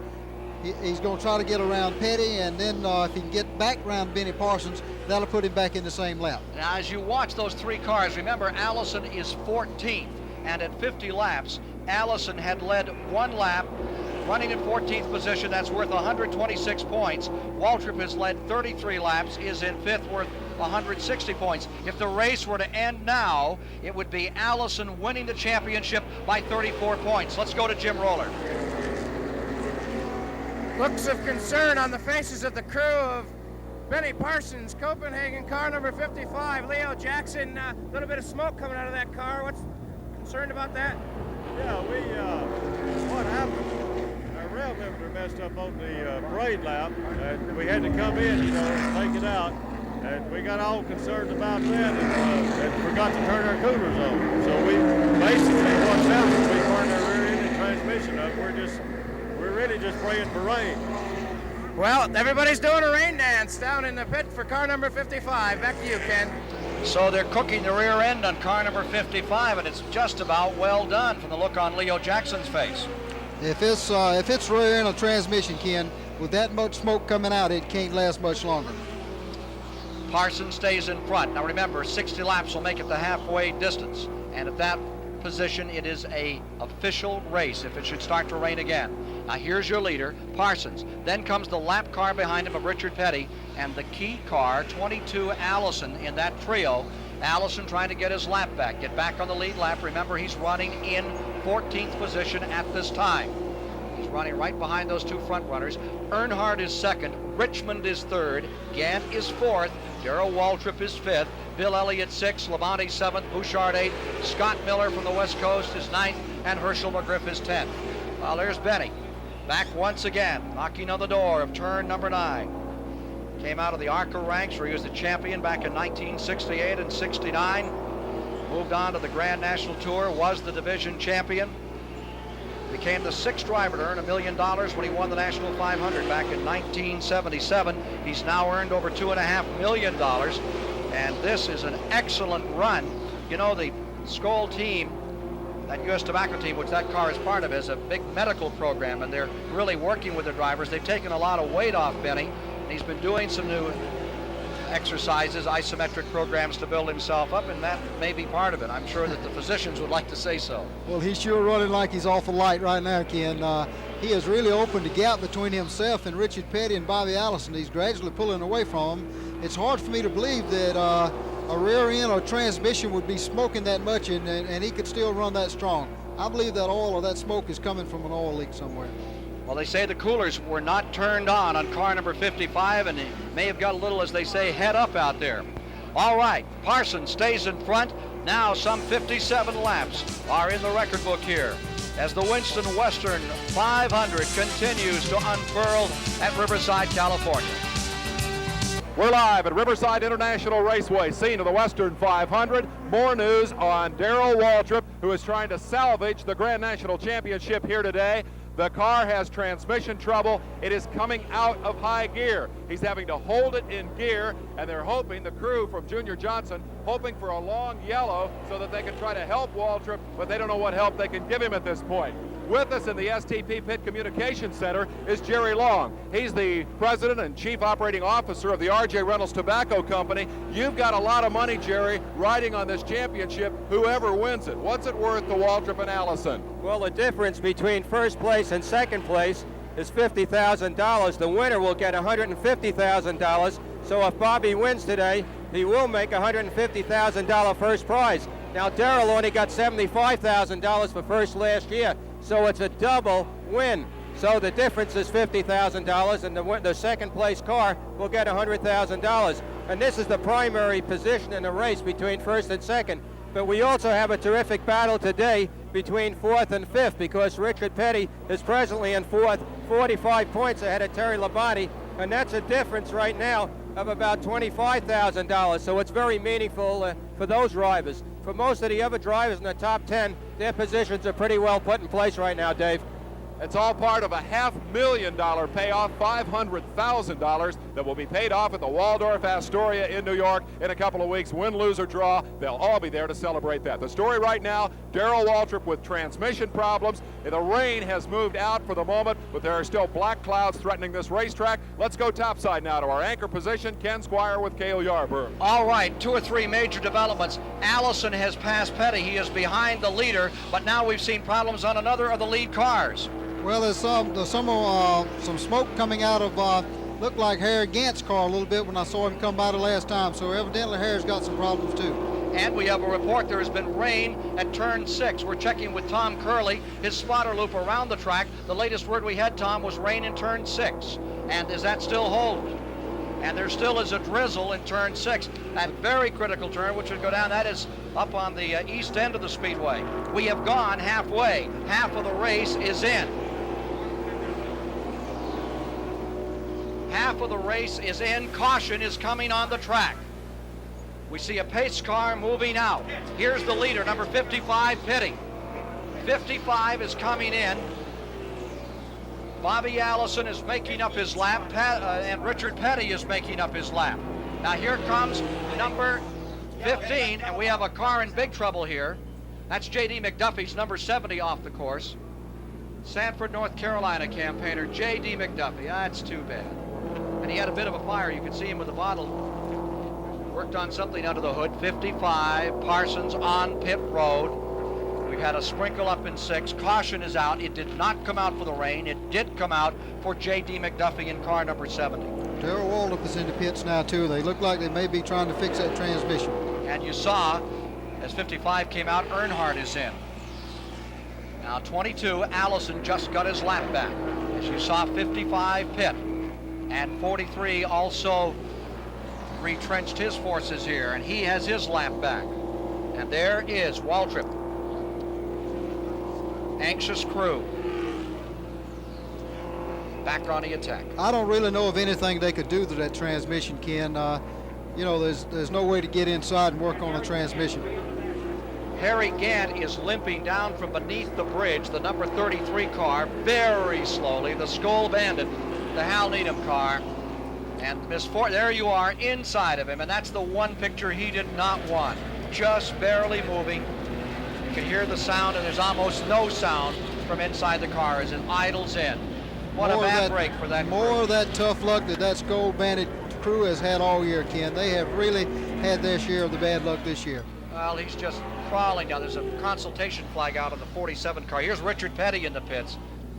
For Travis Carter and that crew who have worked so hard, and there is no one more cooperative, no one more willing to give of himself for that crew and for that team than Travis Carter.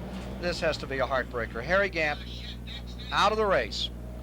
Dale Earnhardt has been up in front. Now he has pulled back, gone into the pits. Let's go to Dick Berggren, who is standing by, editor of Stock Car Racing Magazine, see if we can get a report from him.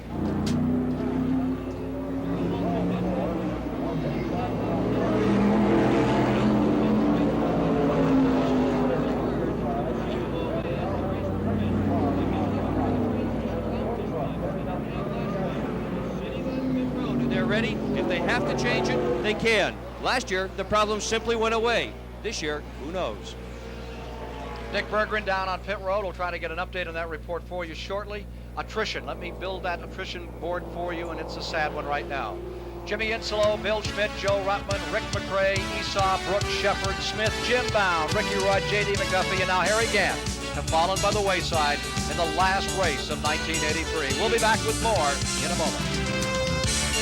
Continuing live coverage of the Western 500, brought to you in part by Old Milwaukee Beer and Old Milwaukee Light, two of America's great tasting beers. It doesn't get any better than this. Well, it's getting a little grim down here as the Junior Johnson crew stands by, anxiously awaiting the fate of car number 11. There's the pace car bringing the field around. Number 47, Bouchard, Ron Bouchard out of Pittsburgh, Massachusetts, a lap back. As we have the standings now, we're waiting for a report on 55. Benny Parsons in first. Tim Richmond from 26th spot has raced himself back to second. And Cale, the word is race with Richmond. Then in third spot is Earnhardt. Fourth is Waltrip. And in fifth is Terry Labonte. Sixth is Elliott. Seventh is Allison. Eighth is Miller. Ninth is McGriff. 10th is Neil Bonnet. And they are all shown in the lead lap. Back to the STP pit center.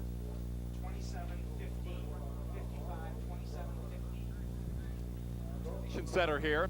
Sprinkles of rain falling, and we're not going to put you on the spot, Fritz Duda, the owner of Riverside Raceway, and ask you to predict the weather here. I do want to ask you about a predominant rumor that this is the last race at this facility. Is there any truth in that rumor? No, there isn't, Dave. As a matter of fact, we're going to have a full schedule for 1984. Riverside has become a major testing center out here. It's a major motorsports complex. And we're looking forward to a full year of racing in 1984 here at Riverside. Can you tell me long range what's happening with the track? Long range, Dave, Southern California deserves a first-class permanent facility.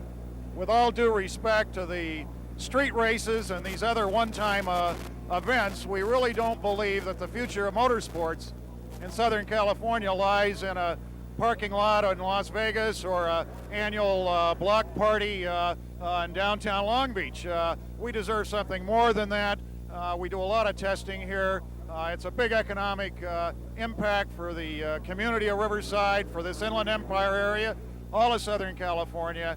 And before we do anything long range in terms of relocation of this facility, we intend to have a first-class facility to move into. So we don't anticipate any interruption in the racing schedule here at Riverside International Raceway.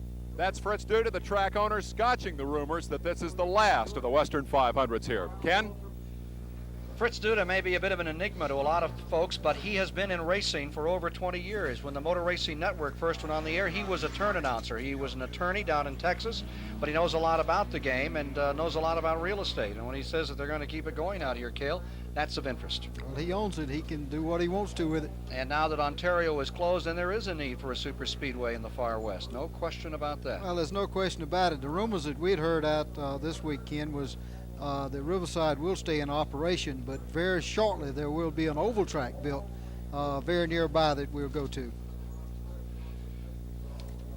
You know, Benny Parsons is leading this race. I thought maybe when Benny pitted under that caution that he made a mistake, but Benny did the right thing. He went in early and everybody else made their stops. It has put Benny right back in the lead of this race. So if rain did come, Benny Parsons would be right there. He started in last. I'll tell you, he's a tough dog to keep running the porch. We are we are under the second caution, I believe, of the day, and Cale Yarborough interviewed Darrell Waltrip a little earlier, former national champion, another champion, on winning and pressure out here.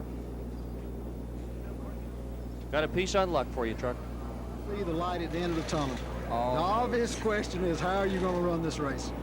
Well, I think there's no other way than to be conservative and try to go for the points this time.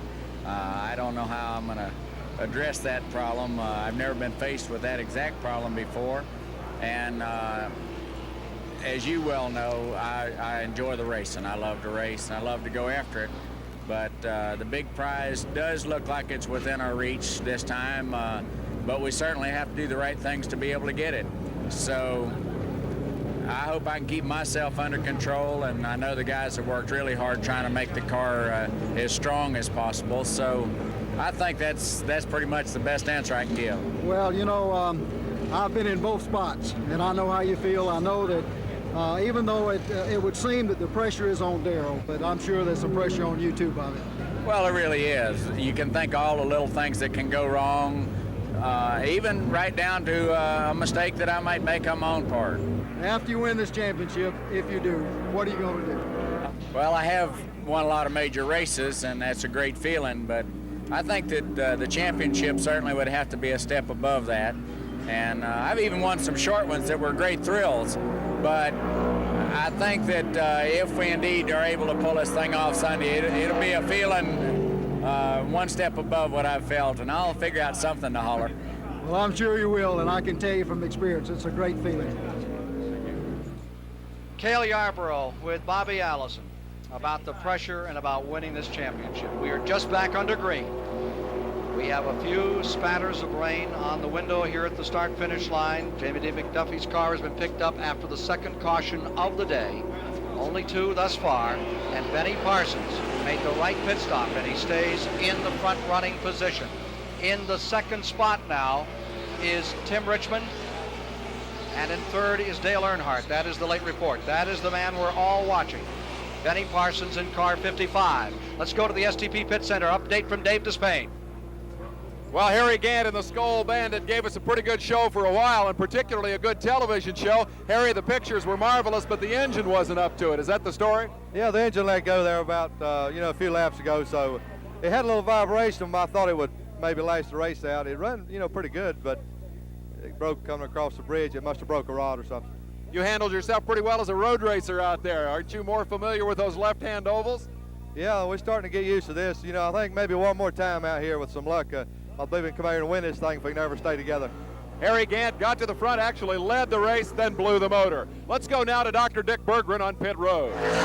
Well, success in automobile racing certainly takes a good car, it takes a good crew, it takes a good driver, and it takes a lot of luck too. Several weeks ago, Terry Labonte wound up in Victory Circle at the Rockingham Speedway, his first win since 1980. The day of the race, the team found this horseshoe sitting in the infield at Rockingham Speedway. They taped it to the toolbox hoping it would bring them luck. They won the race. They brought it back out here to Riverside hoping it's going to bring them good fortune here too. Are you superstitious, Cale? Do you believe in things like that? Well, if I had done that, I would have sure brought it. Well, I would sure give it one more try, Ken. At 65 laps of this race, Bobby Allison pitted just in that caution period toward the end of it. Allison has led 1 lap. He is currently shown in 7th position. That's worth 151 points. Waltrip has led 33 laps. He is in 4th position, worth 165 points. The difference there about 15 points, and with a 64-point interval going in. Remember that Allison led by 64 points going into today's race. Then Allison, if it stays as it is, would win by 50 points. But everybody's had problems here today. Just look at the attrition. Listen to this. Jim Bound is out. Ricky Rudd is out. J.D. McDuffie is out. Harry Gant has said bye-bye.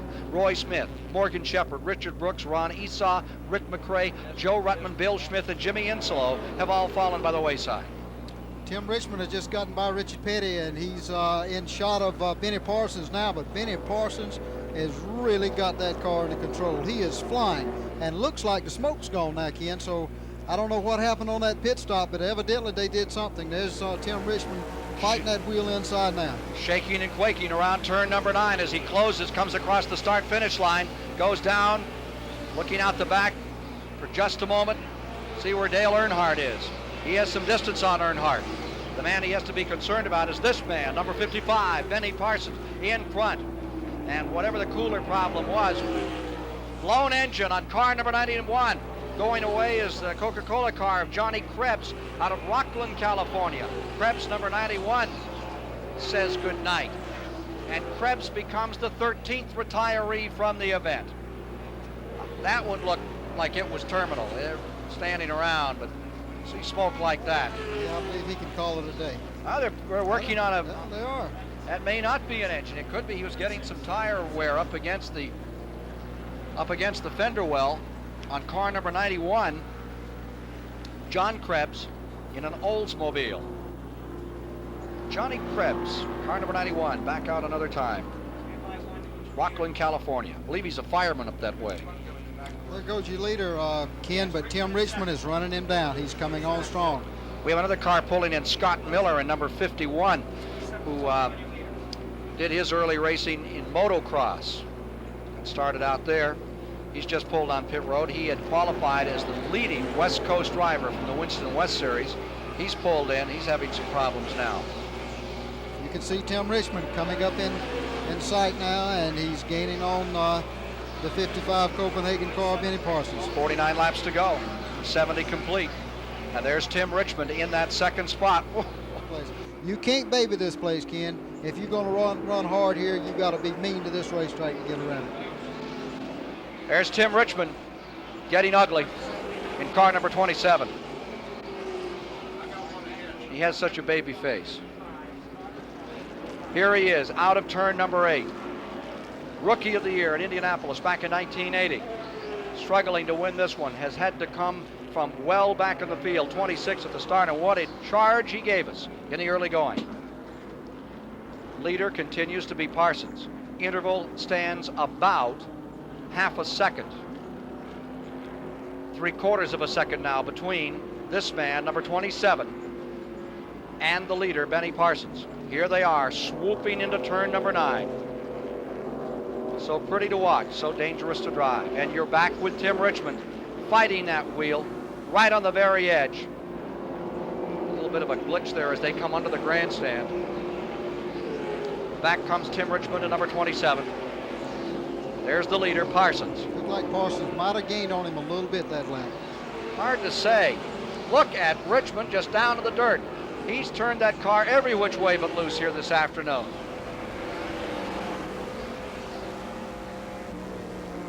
Do that for 2 or 3 hours and it certainly builds up the forearms. It sure does. This is not an easy racetrack to run, Ken. It's a cool day and it's not near as bad on you, but you can run this racetrack in hot weather. It's one of the toughest on the circuit.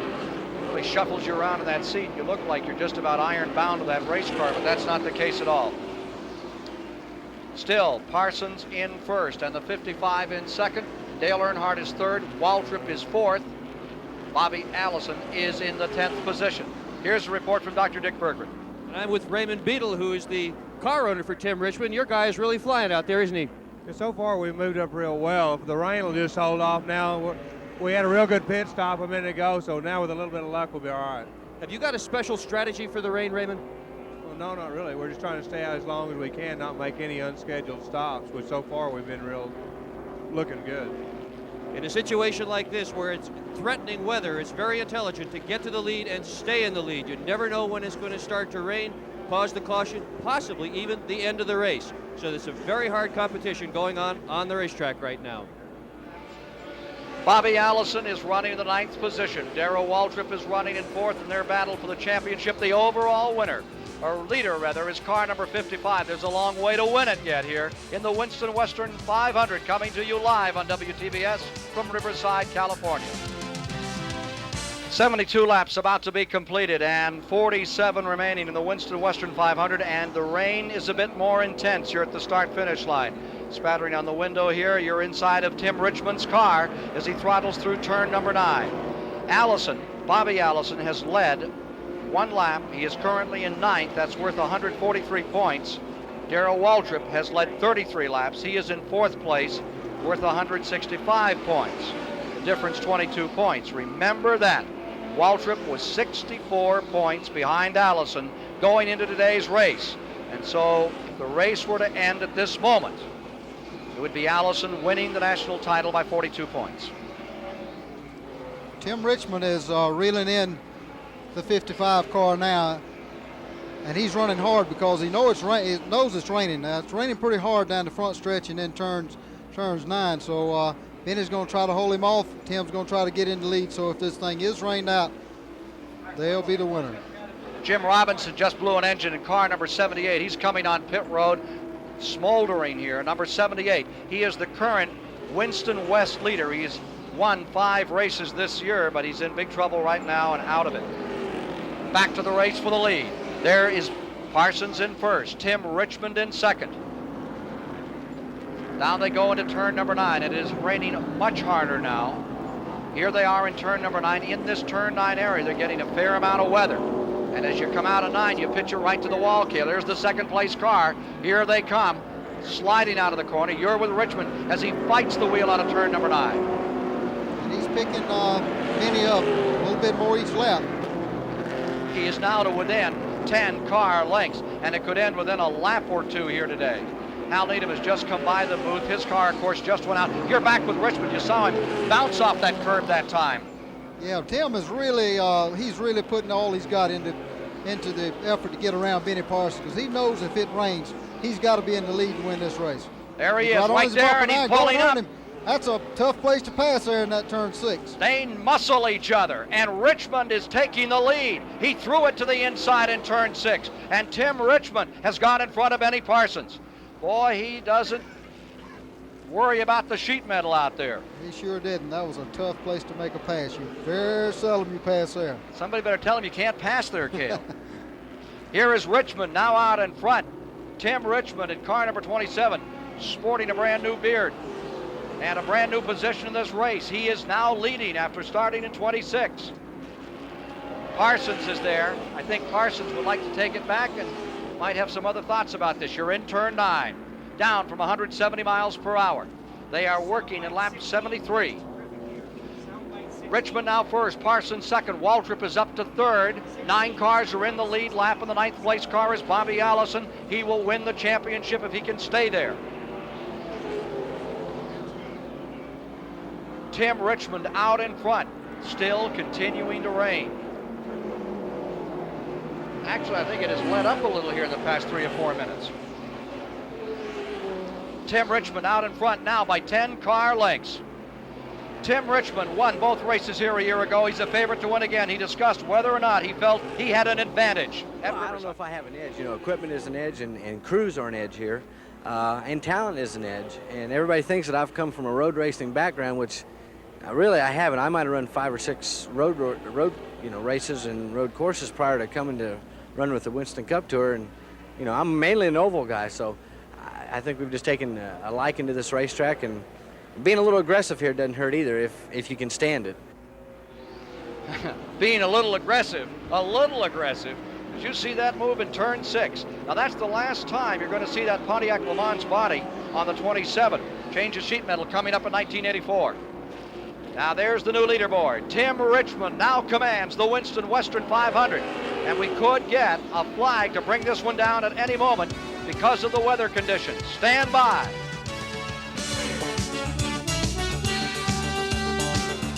As you look at the leaderboard in the Winston Western 500 from Riverside, California, live here on WTBS, the Superstation, the final race in the $10 million series. You're also watching number 22, Bobby Allison, who is currently in 9th position. And after 20 years of effort, Allison in this race, he's led 1 lap. He is now in 9th, worth 143 points. Waltrip has led 33 laps. He is in 3rd position, worth 170 points. The difference, 27 points between them in this event. Waltrip was 64 points behind Allison going into this race. So the old subtraction, it's 37 points in favor of Allison to win the championship right now. Take 27 points away from 64. Allison will win it by 37 if he can stay there. Big if. Big if on this racetrack. Green track. We started an hour late because of rain. Allison made 2 unscheduled stops early, was able to get back in it. Here he is still trying. The determined Bobby Allison, the leader of the Alabama gang, trying for that championship, which 5 times he's come so close, and 5 times he has seen someone else take the Winston Cup. This year in New York City at the Waldorf Astoria, just 2 weeks away. Will it be the Big Apple for Bobby Allison, or will Darrell Waltrip duplicate the feat of Cale Yarborough, your co-host today, and win it for 3rd time? Now there is your leader, Tim Richmond, who has done just an incredible job. The old Milwaukee team has come together here at the end of the year and running this sheet metal for the last time on that Pontiac car. They are commanding the race with Benny Parsons in 2nd. As we mentioned to you, Waltrip is 3rd, Dale Earnhardt is 4th, Bill Elliott 5th, Neil Bonnet 6th, Terry Labonte is 7th, Herschel McGriff is the leading West Coast driver in 8th, Allison is 9th, Richard Petty is 1 lap down in 10th. McGriff won here yesterday in a tremendous race that they had for the Grand American cars. Vince Giafromaggio finishing in second position, and a brand new name, Rick Ware, 20 years old, from California, placed third in only his second pro race. Did a dandy job. Well, here as the laps begin to unravel, we have 41 laps to go. Underneath, doesn't let off anywhere. He just went by Sterling Marlin. Relentless is this guy. Look at him square that car away and shoot it from the outside. He just aims it like an arrow and fires it home. Well, he wants to stay up there too, Ken. The raindrops are falling again, and I'm sure that when he sees those raindrops on his windshield, he knows he needs to stay there because Benny Parsons is still right there and would be able to win this race if it rains. So they're both want to stay up front. Right there as they come through turn 8. And they lap Buddy Arrington. Rain again around the racetrack. Parsons almost in trouble. Now he's out of it. They're into the back straightaway. A quick report from the STP Pit Center. Here's Dave Despain.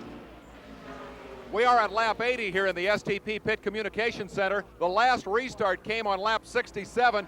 None of these cars will be able to make it to the finish without another stop for fuel and probably for tires. We are at lap 80. It's crucial for Bobby Allison. He is running in 9th spot. It's continuing to sprinkle. He's in good shape to win the championship because Darrell Waltrip is continuing to have transmission troubles. He's having to hold the car in gear. He cannot charge to the front, and he really needs to win this race to win the title. The Benny Parsons story, what a saga that's been today. He qualified in 5th spot. He started 45th because the car failed. The rev limiter broke on the grid, and he had to start at the back of the field. Then lots of mysterious smoke, and Jerry Garrett tells us that mystery is a mystery to everybody, isn't it, Jerry?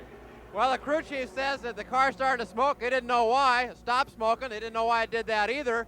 They thought it would blow. It didn't blow. Benny Parsons says it's running just fine now over the radio, so they're just going to wait and see what happens. So everybody's waiting to see if it's going to rain. Benny Parsons is waiting for an opportunity to reel in Tim Richmond and try to win the Western 500. Ken?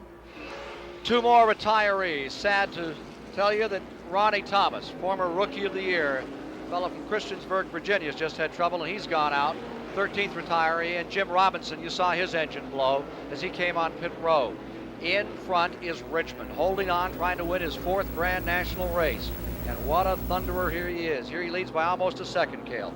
Well, Tim's really got that car dialed in, and it seems like every time Benny gets close to him that Tim just pushes the button a little harder and walks on away.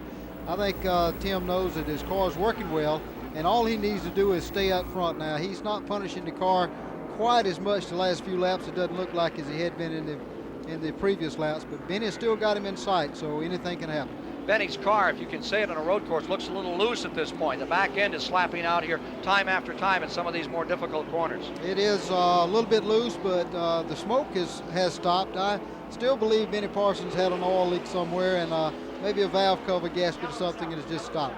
Caution is coming on the track. Yellow is coming out. There is a caution on the track. You can actually see some water coming up from underneath the car number 27, Tim Richmond's automobile.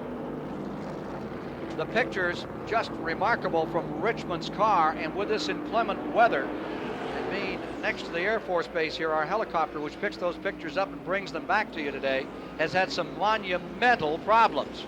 But when we've had them, we've really seen what these drivers have to go through on a road course. For the first time live on television, a blown engine on car number 35 as he came across the stripe. Under caution, Pat Minte of Saugus, California, his engine just said goodnight. Car number 22, Allison pitting. Number 22, Allison is taking this opportunity under caution as rain is pelting the track now. It's coming down a gusher here at the start-finish line area. Ken, I'm sure the caution is for the rain, and I don't really understand why Bobby made that pit stop. If this thing would happen to be rained out, he would lose some positions by stopping that early. Now you're watching in the rain, and that track is slippery. Correcting, dancing his car around. Number 27, and he is still, as he came by to complete that lap to make sure he held on to it, he was wide open through turn 9. He sure was, and Benny made a last effort dash to get around him coming off 9 and almost lost it. So we have caution on the track, and you can see the water pick up off the slicks on car number 27 and 55 in our live coverage on WTBS today. We will be back with you in a moment with a story on the weather and the story on the race and the story of the national championship. Tim Richmond leading, Benny Parsons in second. We are in caution.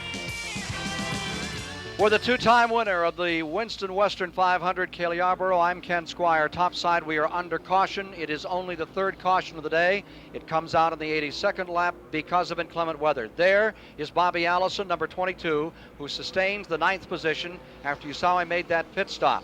Allison stays out. Now, Cale Yarborough, the situation here is this track does not. There's Bobby Allison's crew standing by, and Gary Nelson with the headset on talking to Bobby. And looks like they may be bringing him in for more rubber. Coming down, he does not pit this time by. This track does not dry out easily. They were blessed this morning with a good stiff breeze. There's the old Milwaukee car out in front. You're looking through the front through the rain. Car number 27 of Tim Richmond. This track does not dry out easily, Cale. And I would presume if this shower stays, this well could be the end of it. Well, it could be, Ken. The S's and up through turn 6 look like they're awful wet, and it'll take quite some time to dry this racetrack out if it stops raining. You can see the water there coming out from Bobby Allison's car. It'll take a long time for that much water to dry off for this racetrack with no sunshine. Walt Carter and company were just blessed. Here you are in the back straightaway following the pace car. You're in the old Milwaukee car now of Tim Richmond, who you have watched today come from 26 up into the lead in this battle. He leads Parsons, Waltrip third, Earnhardt fourth, Elliott fifth, Neil Bonnet sixth. Warner Hodgson's car back to sixth. Then is Terry Labonte in seventh, Herschel McGriff, the first driver from the Winston West Series, in eighth, and Bobby Allison in ninth. The 10th position is number 43, Richard Petty, 1 lap down. 11th is Marcus, 12th is Bouchard, 13th Kyle Petty, 14th Donnie Allison, 15th Becker, and 16th is Doug Wheeler, another West Coaster. 14 cars have now retired, the latest being Pat Minte. Around turn 9 come your leaders. We have, again, 9 cars running in the lead lap. That's a lot of cars for this late in the race on a road course, and the race has been quite competitive. And you know, it's just still amazing to me that nobody has really gotten off this racetrack and got in that mud. I guess everybody knows it's there, so they're staying away from it. Well, this track can trap you down here in turn 9. This is where A.J. Foyt had one of his worst wrecks when he got trapped in that sand, and it flipped him over, broke his back years ago here. And when it is a wet condition out here on the edge of the Mojave Desert, that stuff will just suck you in and just tear a car to pieces. And so the drivers have really treated it with respect today, and thus far there have been no serious incidents in this event. Waiting for word from NASCAR as to what they will do with this, and of course you know what Richmond wants them to do. And there you see the twice world champion, the famous man of the Blue Max himself. And there's the 11 car. I'm sure Tim Richmond wouldn't mind if it rained it out right now, and I'll bet Bobby Allison wouldn't either. Not indeed, but that's the one thing that Darrell Waltrip does not want it to do. Raymond Beadle standing there with a big smile on his face, ecstatic, feeling that this one will probably be terminated and he will be in great shape. We must thank the people of the Riverside International Raceway for the great cooperation and the job they've done. They were blessed with a good stiff wind to help them get the track dried out, but they and the NASCAR officials did a marvelous job of getting this race just less than an hour from the original starting time underway today and got us through the halfway point of it. Darrell Waltrip, are you going to go out here looking for Bobby Allison today? How about it? No, there's really nothing that, watching him wouldn't do us any good. We've got to, hopefully we'll be ahead of him all day, and if he finishes, if I come across the line on the white flag and I'm leading the race by a country mile and he's in the top 13, he won the championship, I won the race. So it's that kind of situation. There's no really secrets to what's going on. If he finishes the race, he's probably going to win the championship. The thoughts of Darrell Waltrip from a day ago. Darrell Waltrip, the defending national champion, and his crown rests very unsteadily here as we get down to the end of this event.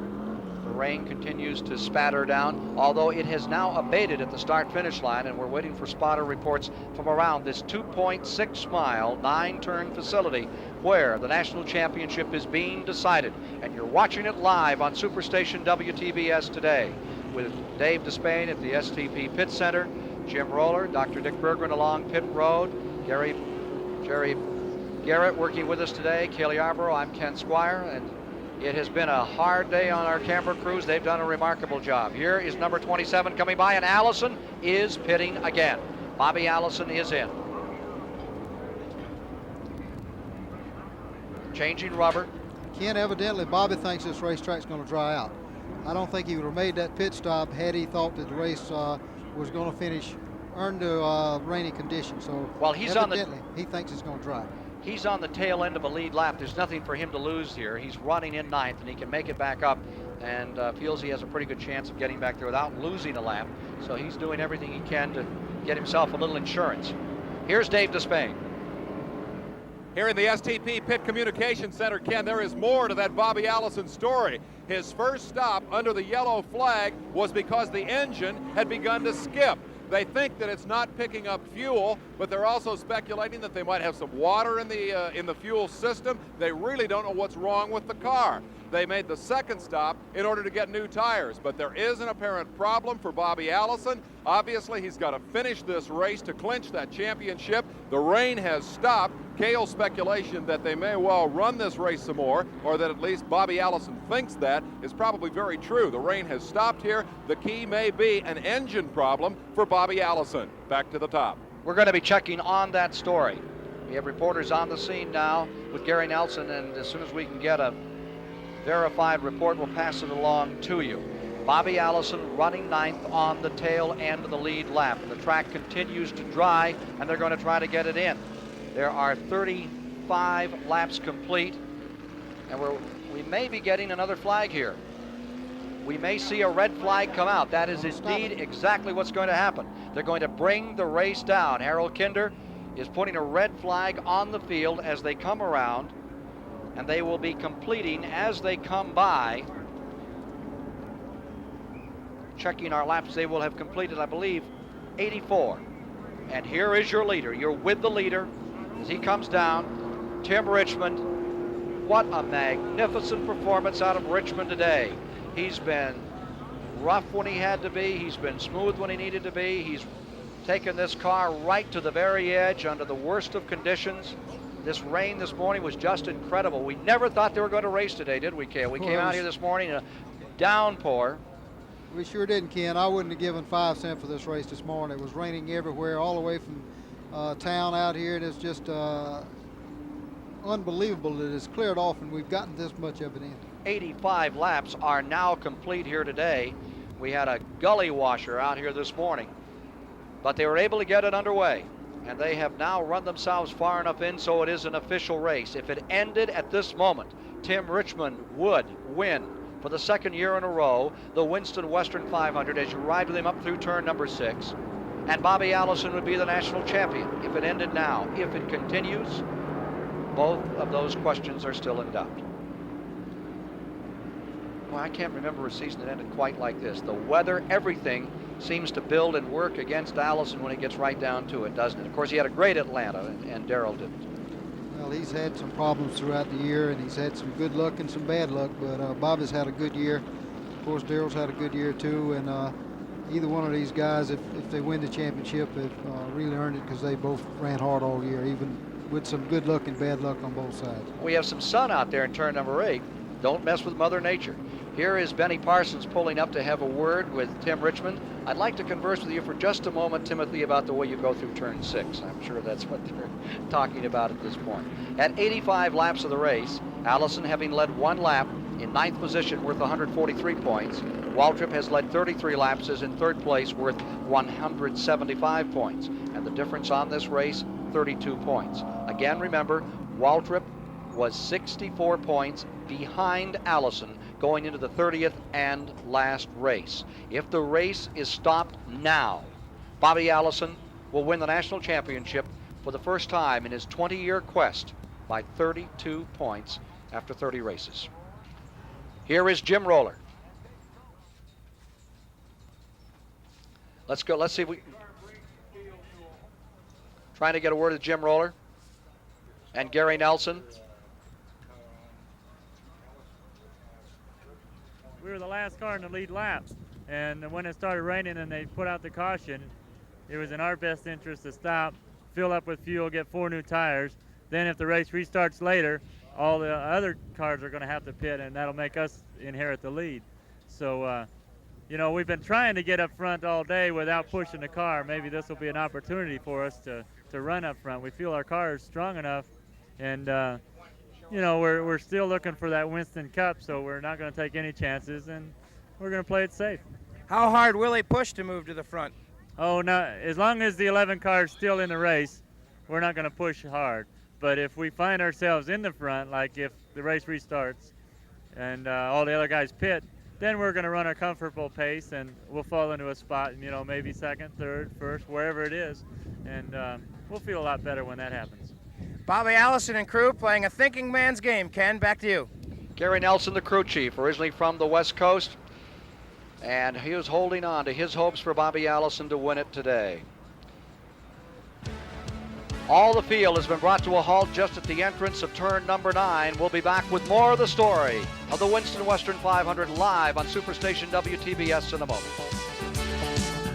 One of the new breed of young lions on the Winston Cup Tour, 28-year-old Ohio native Tim Richmond commands the Winston Western 500, and for the first time today the sounds of the motors has disappeared.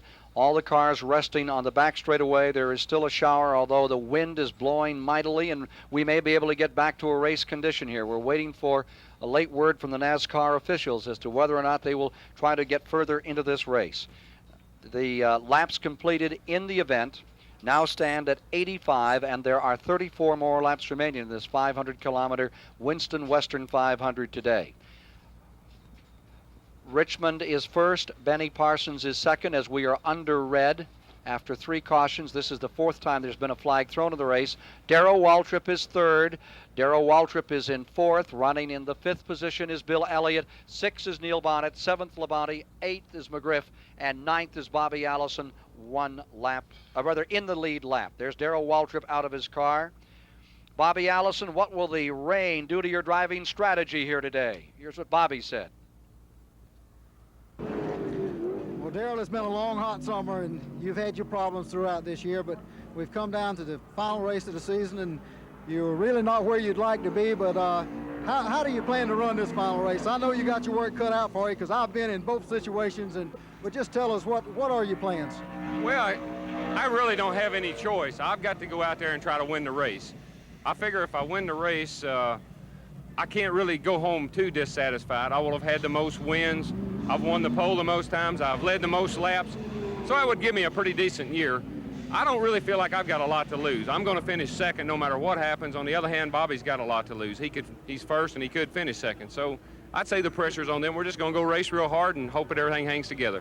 Well, I'm sure you do, but I'm sure there must be some pressure on you too. You being this close, you know, you're still not out of the championship. You could still win this championship. And it'd really be nice to go through Christmas with the Winston Cup sitting on your mantle at home.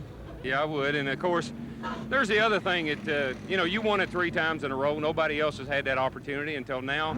You don't get those kind of opportunities very often, so I'd like to win it 3rd time in a row. At least I'd make 2 of us that have done it in the same car, which is kind of appropriate. But, and there's no denying the fact that the most important thing to me out here this week is to win the championship. The race is feasible to win for all of us, but the championship, there's only 2 of us that can win it. I'd like to be able to go home a 3-time champion. Like you said, Christmas, when I got that other trophy up there and all those things that go with us, that'd sure be nice to put under the Christmas tree. Well, there he is, and that sure was not the rain strategy of Robert Allison. That was Caleb Yarborough with Darrell Waltrip on winning this championship and what it all would mean. And Darrell is now talking with some members of the crew. They cannot work on the car at this juncture as we are under a red condition and waiting for word from the NASCAR officials as to the outcome of this running of the Winston Western 500. Bobby Allison in 9th position now with car number 22, 3-time winner of this event. And there you see him sitting in his car, taking a deep breath. And let's go to Jim Roller with him. Try to get a word if we can with Bobby Allison. And yet, you still got to wait to see. How's your car running? They told us in the pits you were having some minor problems. Have they gotten that straightened out for you? Well, the car's running really good.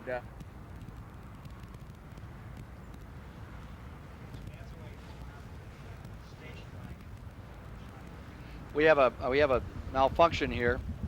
with our microwave unit from the back straightaway. And let's go quickly to Dave Despain. Well, no malfunctions down here, Ken. We're with a former winner of this race, a two-time Grand National race winner here, and he's the only Winston West driver ever to accomplish that. Ray Elder, the racing farmer from Carruthers, California. Have you got a favorite here today? Not really. You know, I possibly be pulling for Bobby a little bit because he's had so many second places, and you know, he's run hard for so many years. I'd kind of like to see him win the championship. You must also watch the Winston West race within a race very closely here today, and there have been problems for the two front runners. Bill Schmidt and Robinson have both had problems here. Right, yeah, I see that Bill come in real early, and you know, it makes it tough with just one race to go, because I know they both want to win it. As a Californian, any predictions about the weather here, or are we going to get the rest of this race in? I kind of think we're going to get it in. You know, it looks like it's breaking. It's not heavy rain. We just got some showers. You know, I think we're going to see the finish of it. Ray Elder, the six-time Winston West champion, thinks we will get this race finished. A further note, Ken, on that Bobby Allison story, Robert Yates, the engine builder, says yes, the engine was skipping. They think the reason might be because they were loping along at very low speed under yellow, and that was an additional reason why Allison was the only driver to pit at the outset of this weather-induced yellow flag. They wanted to get all the way to the back of the field to give Allison an opportunity, if the green came back out, to run the car wide open and see if they couldn't clean it out and get him back up into contention. Bobby Allison at this point in good shape to win the championship. Back to you, Ken. Jim Roller is still trying to get a message from him, and there's some of the fans from over in North Carolina who've come all the way out here and has some very serious and deep feelings about car number 11. That is turn 6 area. Let's go to Jim Roller right now. Bobby Allison, it seems like somebody up there is torturing you. Just keep dangling that carrot in front of you. We're at the halfway point. How you feeling about your chances? Well, we're still trying real hard. We've had a world of problems already. We've had to change tires 4 times due to me running over something on the track or something. I don't know what's going wrong, but I think I'm running where everybody else is, but we've had 4 flats already, and that's really hurt us. But we got down a lap and we were able to make that back up, and now we're riding back here where we feel safe, where our original game plan said we ought to do, and I'm trying not to run the car too hard. It's really performing great, and on under other circumstances I feel I could be leading the race, but you know, I'm about punchy over over all the problems. What's the strategy for the rest of the race, barring any more problems? Do you just hang tight here? You're going to try and move up a little bit more maybe to secure an even tighter position in case you do have more problems? Well, we don't have to move up any, but we need to avoid the problems from here on to the end. You know, we just somehow gotta survive that, and I'm just hoping that maybe they're behind us now. Well, Bobby, the Winston Cup is close, and it's just a few more laps to go, and we'll find out if Bobby Allison can do it. Ken? Oh, that's got to be an anxious time for Robert Vance Allison from Hueytown, Alabama, in car number 22. Winner of 79 Grand National races. Again, to update you, he has led 1 lap. He is in 9th position, worth 143 points. Waltrip led 33 laps. I don't think he's led the most laps today. He's in 3rd place, worth 175 points. The difference 32. Now remember that Waltrip needed 64 points. He was 64 points behind Allison going into the race. So if they stop the race right now, it is a difference of 32 points, and Bobby Allison is the national champion. And they sit there waiting. Now there's another battle. The Champion Sparkplug Rookie of the Year battle has been going on all season long, and currently that one has really heated up. The Sterling Marlin team, Roger Hamby's car, had started the season and looked like they were just going to go for it and blow everybody off. He's currently 18th, 3 laps down. And the car number 48 of Trevor Boyce, who is from Calgary, Alberta, Canada, driving right now in the James Hilton car, he is running 26. And I know there's a lot of fans around the country interested in that Champion Sparkplug Rookie battle. That's the story there in the race. 18th currently in this event belongs to car number 17, which is Sterling Marlin from Columbia, Tennessee, son of the old alfalfa farmer and racer Cuckoo Marlin. And back there is Trevor Boyce, a fine young racer from the Dominion of Canada.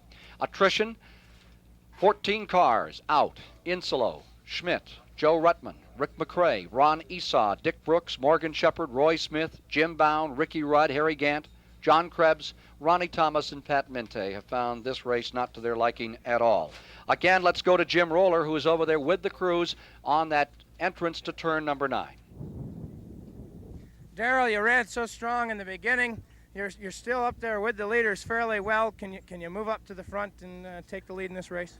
When the time comes, we're still I run well for a while, and we had a little bit of gearbox problem. I can't downshift going into turn 9 here. I'm having to go in high gear and then shift up off the corner, but nothing that's really a hindrance right now.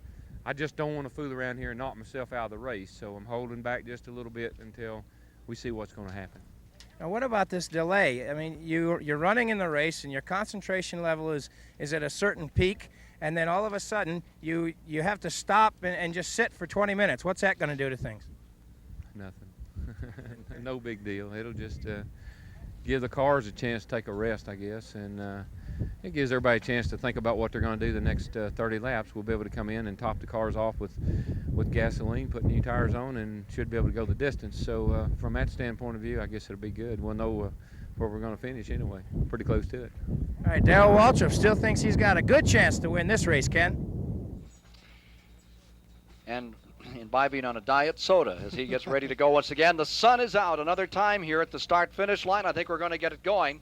Waltrip has led 33 laps. The man who has led the second most laps, Benny Parsons at 29, Richard Petty at 10, Bobby Allison has led 1, as has Ricky Rudd. Back with more in a moment.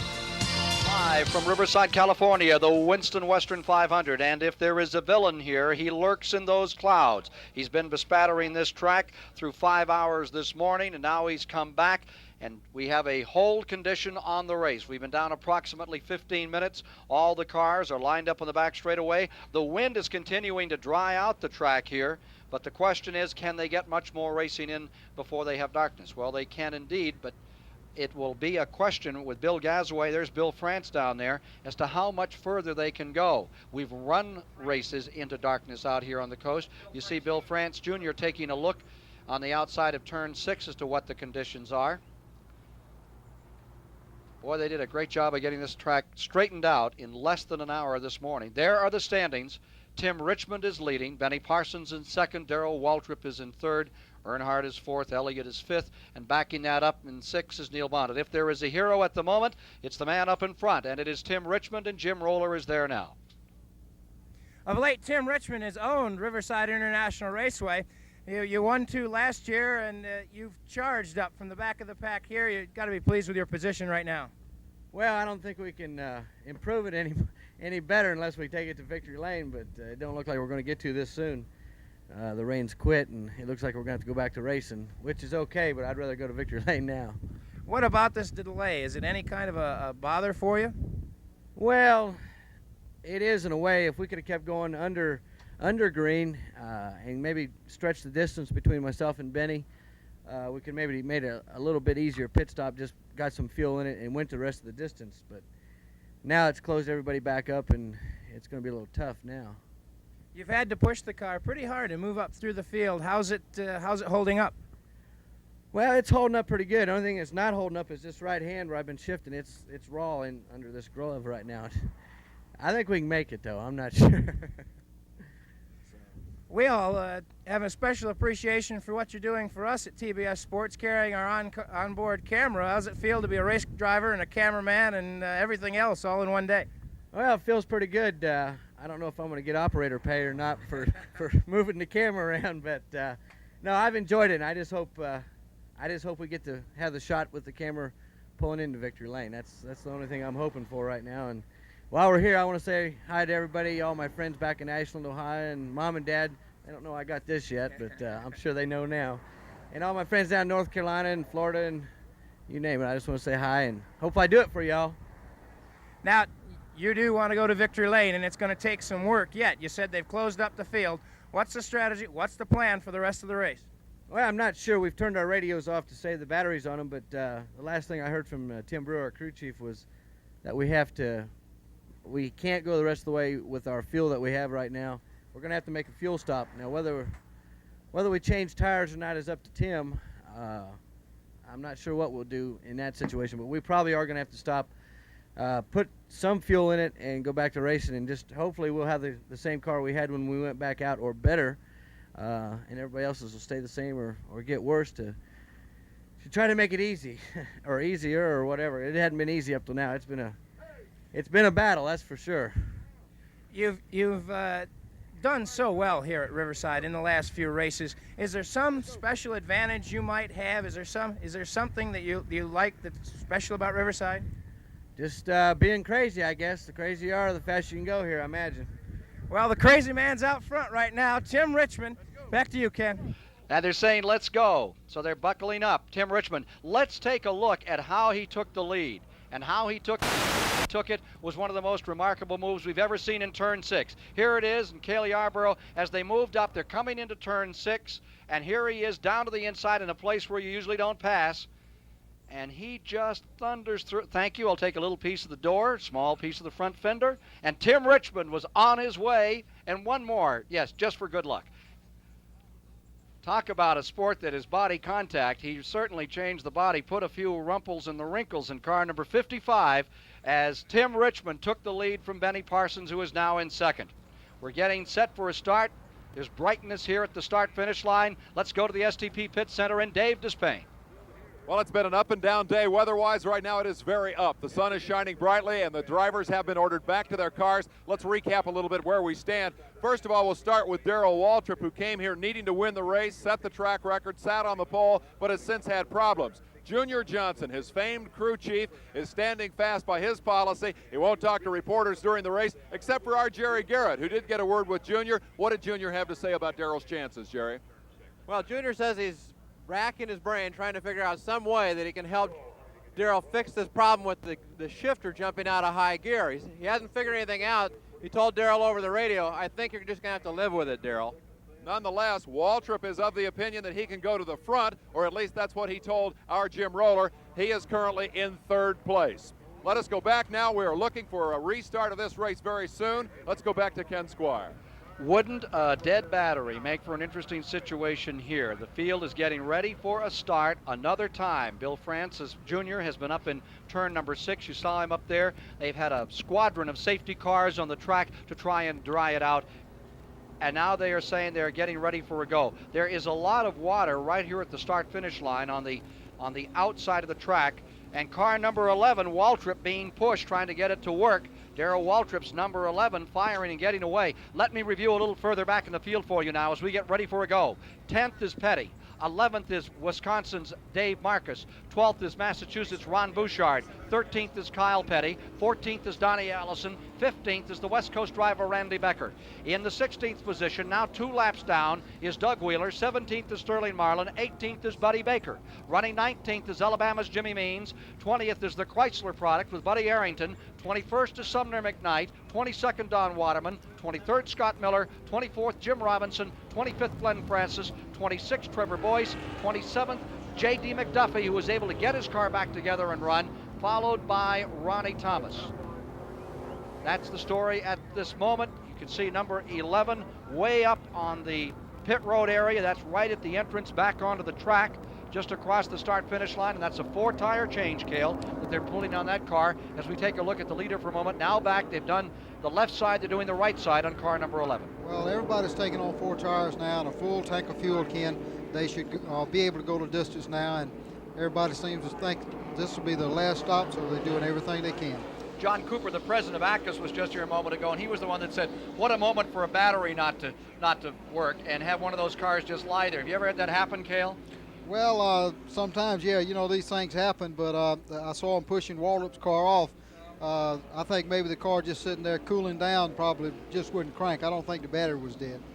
Talk about dramatic moments in racing. Well, we're certainly having them here today. A great performance from Benny Parsons, the favorite of so many racing enthusiasts throughout America. The former Detroit driver from Ellerbe, North Carolina, doing a magnificent job of the Johnny Hayes car. And Tim Richmond just charging for the 26th position, giving you those great action pictures as he thundered through the field.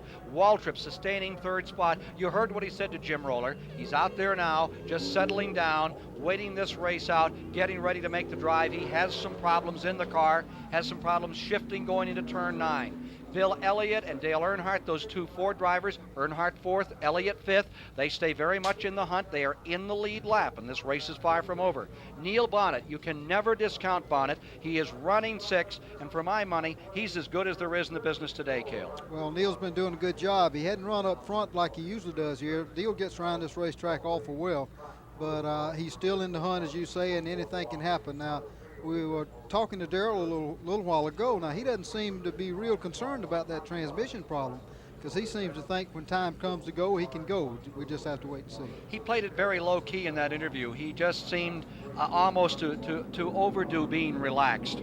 Well, he could be covering up, right? Hard moment for Darrell Waltrip. So much there. They say that champion is worth some $500,000. Disregard the $150,000, which you certainly can't from the Winston people. But beyond that, in the ancillary rights that one gains from winning such a race, it's really important to a driver. Now we're watching 55, Parsons, the leader, or second place, pit.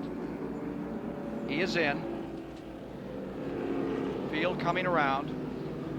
Benny Parsons, who's been up here in the thick of the hunt. 9 is in. Bill Elliott, Neil Bonnet is pitting. Pretty much a regular assemblage of the rest of the field is getting in here for service. They know they're going to have to go for it here, Cale. Right, the sun's come out, the wind's blowing. It's going to dry this racetrack off, and we're going to finish this race on the green. At issue, counting laps. These are counting laps under yellow once again.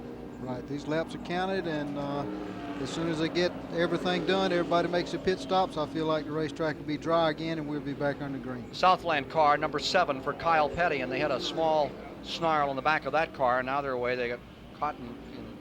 Let's go to Dave Despain down there at the pit center. Let's recap where we stand here as we prepare for the restart of this race. Darrell Waltrip is currently in 3rd spot in the race. He having started on the pole but encountered and checked that transmission problems. The car continues to jump out of gear. Ricky Rudd, winner of the spring race here, started 2nd, blew the engine. Terry Labonte is in 7th place. He started 3rd. After a horrendous crash at turn 9 here a year ago, he has come back marvelously. His problem today is with the brakes on the car, which are so critical on this 9-turn course. They're having brake trouble. That's dropped him back to 7th spot. The hometown boy, Joe Ruttman, out, blown engine.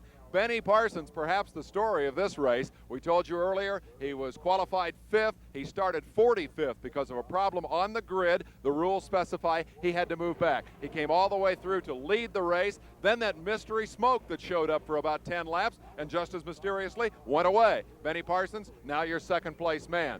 Here's the man everybody's watching. That's Bobby Allison. Allison is currently 9th in the running order. The key story here is that Allison stopped and got 4 tires and fuel at the yellow flag, which preceded the red flag. He was the only man who came in. All of the leaders, anticipating that the race might not get restarted, stayed on the track to hold their positions. Allison came in, he got tires and fuel, and can now run the distance in this race. As everybody else makes their pit stops, he's going to move up in the running order. Bobby Allison in good shape to win the championship. Harry Gant, blown engine. Richard Petty struggling a little bit. He's back in 10th spot. Dale Earnhardt has made a good charge up to 4th. We're looking at lap 89 as we get ready to restart this Western 500. The weather right now, couldn't complain a bit. Looks like Southern California. Bright sunshine, little breeze blowing. It's nice and warm. It is nothing like what we saw earlier here today when the rains were pouring down. We're in good shape with a dry racetrack, and very soon we should be back to green flag racing conditions and the exciting conclusion of this dramatic 1983 Winston Cup Championship stock car season. Ken? The song says it doesn't rain in Southern California. You can't prove it by these folks. Here is a field moving into turn number 9, and those are back marker cars. Those are some of the cars that are down a lap or 2 as we get ready for resumption of the last race of the year, the Winston Western 500. We mentioned that John Cooper, the president of ACRIS, is standing by. Motor Week Illustrated, 5:35 to 6:05 each Saturday over Superstation WTBS, and in the upcoming weeks, an interview with John Cooper as to what's going to happen to American racing from the man who presides over that prestigious position of the 5 sanctioning bodies with a vote in international motorsports politics. That's with Dave Despain, Motor Week Illustrated, in the upcoming weeks. We have a new leader after the pit stops. We have 2 cars coming by that are lap cars. One of them is Buddy Arrington. The second is Scott Miller. and then comes the leader. And the leader, lo and behold, is number 15, Dale Earnhardt. The Bud Moore Ford Thunderbird is now the leader in the event. They swap them around, and it will be 15 in front. Tim Richmond is relegated to second after the pit stops following the red flag period. This race was held for 22 minutes, 8 seconds, and then the cars were released. These caution laps are counting laps. The third position on the field is being shown as Darrell Waltrip, and hold the phone in fourth position, number 22, Bobby Allison. Laps complete. We have it as 88 and 31 remaining now in the event. Let's talk about the Grand National schedule. Of course, this is the last race of the year. Then it's on to Daytona in February for the great Daytona 500, which Cale Yarborough won last year in that great dramatic charge. And then live on Superstation WTBS, we'll bring you one of the most rugged races there is, Richmond 400 at the Richmond Fairgrounds. Cale, you and I were there to see Bobby win last year, and they really like to work on each other. That's old-fashioned racing.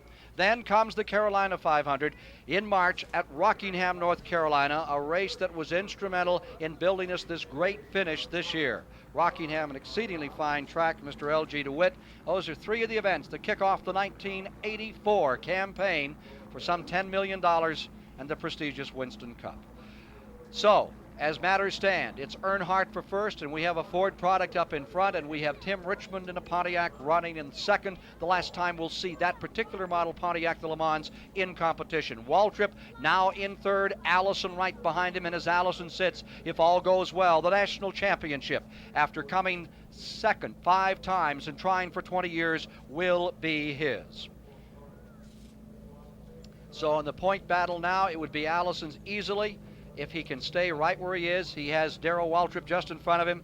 There you see the point system that awards 175 points for first, and then there are 5-point intervals dropping back over the front 6 positions. After that, it tightens up a bit, and they award 4-point intervals further back in the field. Then it goes to 3 points, and there are bonuses. If you lead a lap, you get 5 points. If you lead the most laps in the race, there is an additional 5-point bonus. Cale, how do you feel about that point system? Well, it's a little bit complicated, Ken. You know, I think the points should be distributed maybe by money won. 100 to win. Right. I always thought that the man that won the most money had the best year, and he should be the champion. Speaking on behalf of the PGA, this is Cale Yarborough with us today, folks. Dale Earnhardt is in command of this race. How much money have you earned this year? Posted awards, I'm speaking of. I don't know. I haven't seen the final rundown, but I wouldn't have won the championship either way. I'll call your wife and talk to the bank. She could tell. All right, there you see the Bud Moore crew standing by. Bud Moore, a veteran of so many years, Purple Heart winner back in World War II in the German front, and a great car builder, has had so many great drivers over the years. Field coming by. He now has Earnhardt in front. This is the last time we're going to see Dale Earnhardt in this car. He moves on to a new team in 1984 when they go to Daytona in February. He sure does. Dale Earnhardt will be driving the car of Richard Childress next year, and I think they'll make a good team. Of course, Darrell and Bud's had a good relationship. They've won a lot of races, but Dale wants to make a move, and he's going to be with Richard Childress next year. Weather has raised havoc with this race. It rained just gutters full this morning. We were able to get the race started about an hour late. We've now had a go 43 for Richard Petty. Fans all over the country, no matter how controversial his 198th win will be, I think he stands taller with his fans today than ever, Cale. Well, he, you know, Richard has come out of this thing on top, I guess. You still see the signs. You still hear everybody hollering for Richard Petty. So I guess. Well, there's the story. The laps remaining. Most of the safety equipment has been brought in, and we're getting race ready here at Riverside, California to conclude 1983. Dale Earnhardt in front, then a lap car followed by Tim Richmond in second. Waltrip and Allison running nose to tail now with Parsons in fifth, Bonnet in sixth, and it will be a sprint with 9 cars in the lead lap to decide it all. Let's go to the STP Pit Center and Dave Despain. 9 cars on the lead lap and 29 cars in the race. Attrition has taken its toll here today. 16 retirees. The 29 cars include Tommy Gale and Ronnie Thomas. They took advantage of the red flag to put their cars back together again and put them back into the race. One guy who's been out there campaigning valiantly all day is Mr. Bill Elliott. We're showing him in 6th spot right now. A victory in this race would be worth $250,000 to Bill Elliott. Let me explain to you why. There's something called the Winner's Circle program in NASCAR racing, and everybody who wins a race and thus gets into the Winner's Circle program picks up $150,000 to help them get through the following season. There is also a Union Oil point fund for which Bill Elliott is eligible only if he can win the race. That's another $50,000. Add the race prize money, and it could be a $250,000 payday for the kid from Dalton, Georgia, whose racing team is a family affair. His brother is the crew chief. His other brother works on the crew. They picked up some sponsorship this year, but it's essentially one of the lowest dollar teams out there. The interesting thing is that Bill Elliott's pit crew last year won the pit crew competition. Total composite time on pit road all season long. Didn't go to one of the famed teams, the Johnsons, the Wood Brothers, those organizations. It went to this little country organization from up in Dawsonville, Georgia. Bill Elliott's crew won that competition a year ago. They're back here trying to win it again this year, but more importantly, they'd sure like to win the Western 500. They've never won a Grand National race. Back upstairs, Ken. They would like to win anything, David. They've come second on 8 occasions, and they keep just getting that close, and then it slips away from them.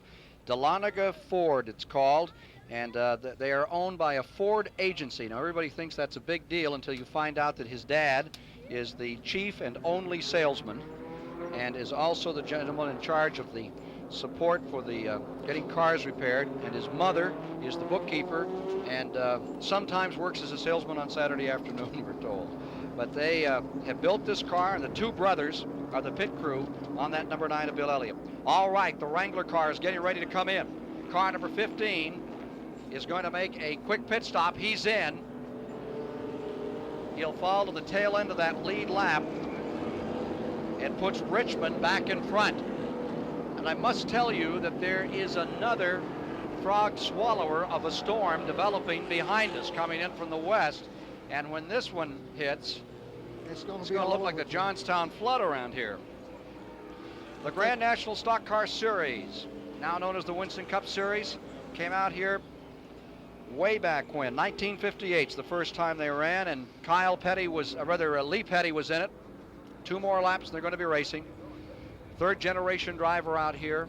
Kyle Petty, his grandfather was here. His dad is up against him today. For the past 14 years, the awarding the Winston Cup to NASCAR's Grand National Champion has symbolized the most important and richest motorsports title in the nation. And we're going to see it decided here on Superstation WTBS Live today. And there is the weather.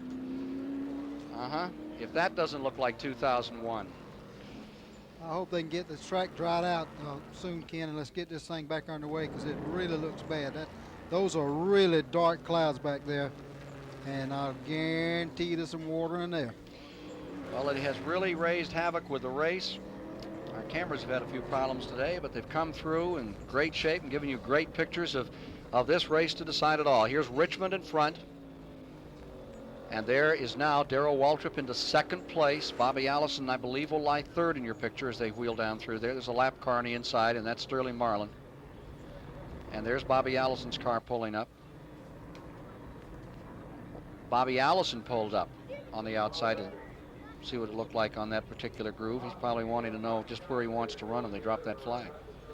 Yeah, he looked like he might have been saying something to Darrell. I don't know. Let's surround him. Maybe if we surround him, we can put him in a cage. At Tim Richmond, boy, he is something. He just flew through the traffic at the start. He had everybody up, and he has been uncageable. You can't, when he's on, as he was earlier this year at Pocono, he was just about unstoppable. Here he is coming down, leading this race. The old Milwaukee car, and they are indicating 1 to go. Harold Kinder, the flagman now for several years with Winston Cup Tour. Out in 4th, Benny Parsons. At 5th spot, Neil Bonnet. Neil picked up some sagebrush on the front of his car. Looked like he was taking home a Christmas tree early for a while in the going. got that cleaned out. Bill Elliott lies 6. Can anybody deal with Richmond, or does he have them covered? Remember that number 11, Waltrip, set a record in qualifying. Richmond's in front, getting ready for a start. Let's go quickly to Dave Despain. As we work lap 93 here, looking for a 119 lap race, my prediction is we won't run very long, Ken. We've been watching a huge black cloud develop behind this racetrack. It was blowing across the track. The wind has shifted. It's coming head on our way. It's going to rain again before this one is over. That could decide the Grand National Championship. Jerry Garrett has been in the Bobby Allison pit, where that fuel system story continues to be very interesting. What's going on there, Jerry? Well, Dave, they've got the entire fuel system, every part you could need from the fuel tank all the way up to the carburetor laid out there on the ground, ready to change if they have to, if this fuel problem recurs. They think at full throttle it'll go away. That's what they're hoping, but they don't know. They're prepared. That engine has been missing during the yellow flags. They're concerned there may be a problem. They've got all the replacement parts there. I think the key story down here, Ken, is the weather. I don't think we're going to go 119 laps. We're ready for a restart. And we have it. And Waltrip in the 11 goes down through the speedy dry, and he's taking the lead. Darrell Waltrip is thrusting car number 11 back in front. Here comes Richmond. Allison has the championship won if he can keep running. But if anything should go wrong on car number 22, it could be Waltrip to win the title, and right now the race itself. Darrell Waltrip, he may be having trouble keeping that car in high gear at turn 9, but he sure didn't that time. He's out in front by 4 car lengths. Second place car is Tim Richmond. Third is Bobby Allison, and Allison has the championship handled if he can stay there. Benny Parsons has moved into third, and he's gaining on Richmond some now. Benny Parsons moving around Allison, picking up a spot. Here they come, and here comes Parsons. Front 3 all together. Let's see if Richmond will make another move at 6. He takes a look at the inside and pulls back. There's the 4th place car, Allison, as they slide out of turn 6 and head for turn 8. And here comes Richmond back on the inside as they go into turn number 8. Tim Richmond goes back in front. Bobby Allison is in the 4th position. Darrell Waltrip now back to 2nd, and in 3rd, number 55, Benny Parsons. The front 4 down that long back straightaway. Another time, here comes the horsepower of the Junior Johnson number 11, being matched by the number 27. The Tim Brewer crude car stays in front. Here they are, Waltrip moving in, looking like he may go for a pass at turn 9. Down they thunder into turn number 9 with Richmond in front, Waltrip in 2nd. There you see in 3rd, Benny Parsons. Right behind them, it is Bobby Allison. Junior Johnson looking stoically on as the field moves down to complete still another lap.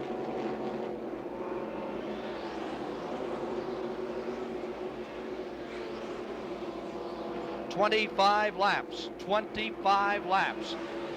Waltrip has to go for it. He has to win and hope that something happens to Allison that keeps him out of the front 15. There's Bobby Allison seeking that national championship. Ken, Bobby's just sitting back there riding and looking. I don't think he has any intentions of getting up in there and fighting with those guys, but he's got them right in his sights. Well, he runs in 4th. Back in 5th is Neil Bonnet, and in 6th, it's still maintained by Bill Elliott with McGriff 7th, Labonte 8th, and Earnhardt is driving up through. Earnhardt is on the move. He may be picking up a couple. We'll check them this time by. You could just see Earnhardt on the top of your frame, and he came out attacking. Laps running down. There is Richmond in front. He's stretching it out. Live on WTBS down to the finale. You can see Neil Bonnet back there. Neil Bonnet running that 5th position. It's still Richmond in front, and now you see how close he is to Darrell Waltrip in the number 11 car. Remember, as you look at Raymond Beadle looking on, that Richmond won both races at Riverside a year ago. He won the June race as well as this event. Front 3 cars stay within a half second of each other. Now Bill Elliott in number 9 has moved around Neil Bonnet. Bill Elliott moves into 5th. That pushes Bonnet back to 6th. Labonte lies 7th. Back they go through the S's into turn 6. This is where Richmond has shown tremendous strength today.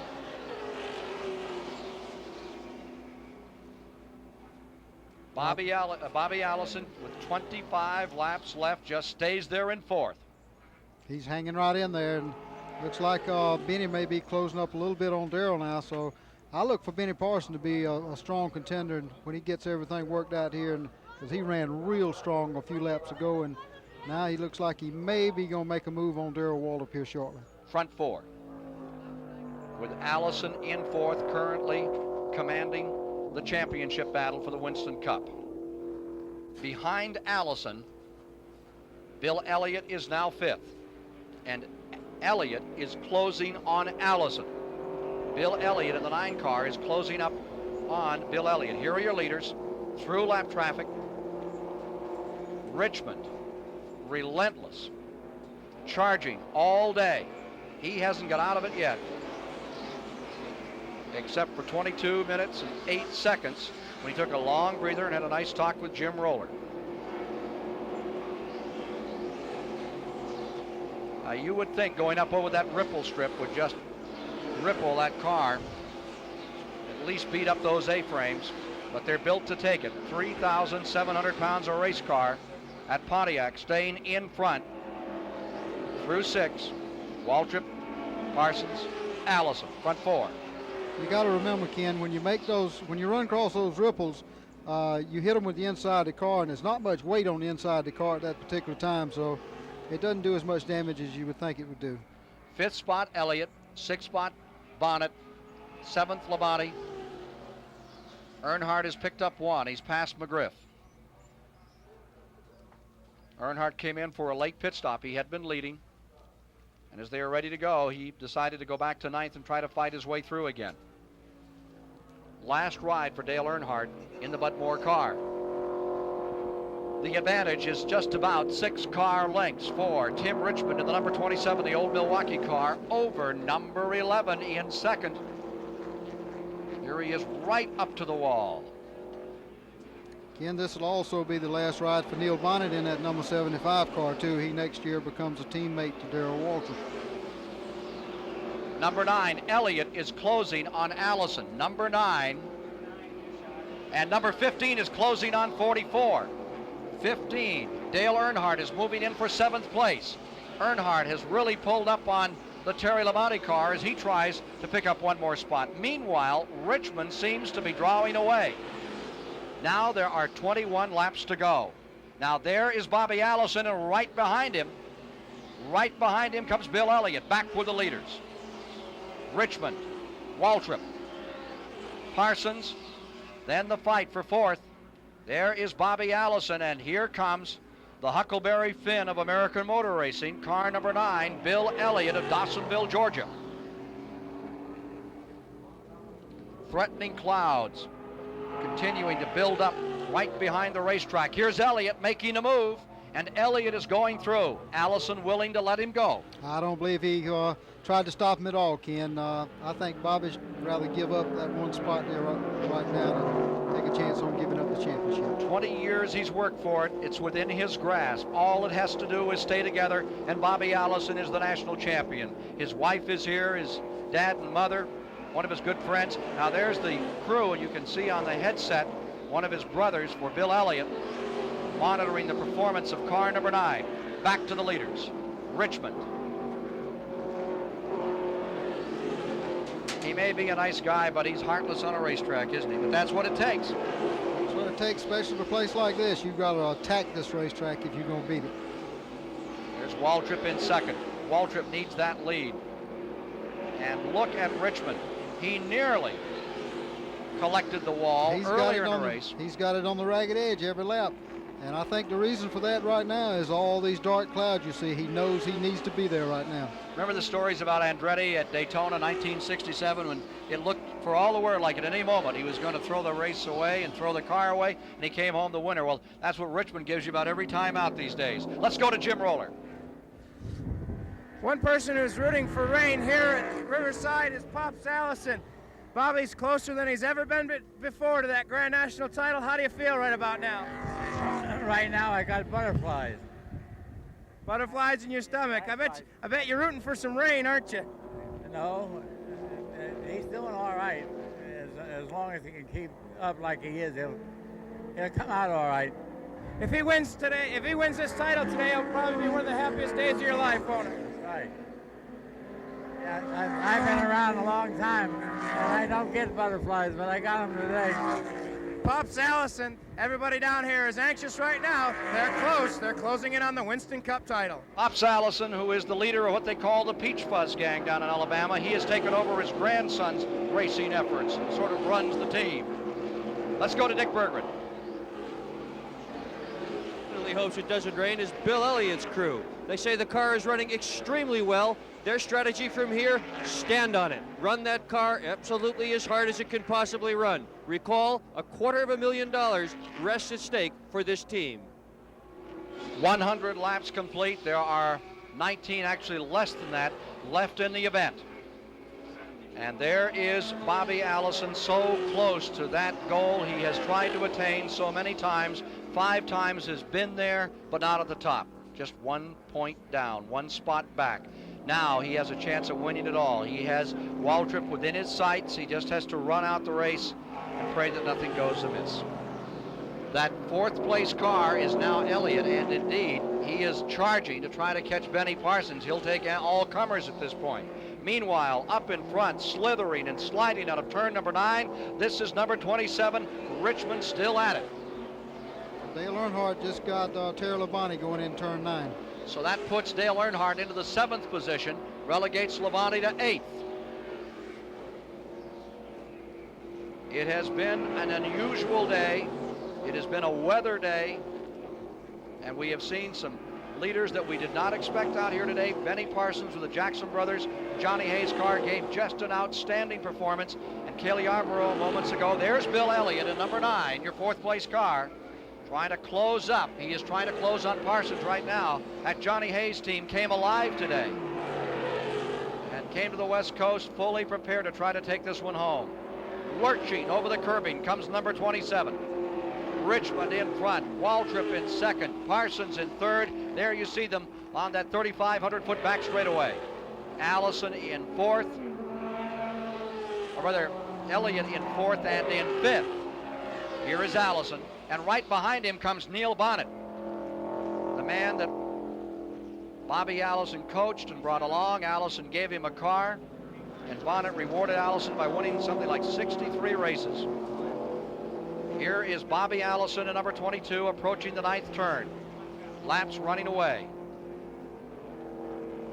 Down to about 17 to go. There's the leader across the line. And Neil Bonnet is indeed closing up on Bobby Allison. He'll try to put him back to 5th. That's okay with Allison. He doesn't want to get into a rumble with anyone at this point of the race. Richmond, on the other hand, he continues to run this race, scattering those turns, just sliding through them from side to side. There he is out of 6, coming up on a back marker. Around him, well, you would think this was the race to end all races for Tim Richmond, the way he's going here. Well, he's still seeing those dark clouds, Ken, I'm sure, and he knows that he needs to be right where he is. And they are continuing to build and develop right behind us. Thus far, nothing on the track. Richard Petty, line 10th, Bouchard 11th, Marcus 12th. They are all 1 lap down from the leaders. 9 cars remain in the lead lap. There's your leader, Tim Richmond, Ashland, Ohio. 28 years old, and here's Benny Parsons, number 55, the 3rd place car. Benny has had just an outstanding day, led a lot of this race, has had 59 laps in the lead in this battle, and there's a little smoke out of the back of his car. Here's Richmond in the 38. The car in front of the 38 car, he's trying to put him a lap down. I believe that's the 35, that's the Pat Minte car he's about to put a lap down. Richmond in front. 16 laps to go.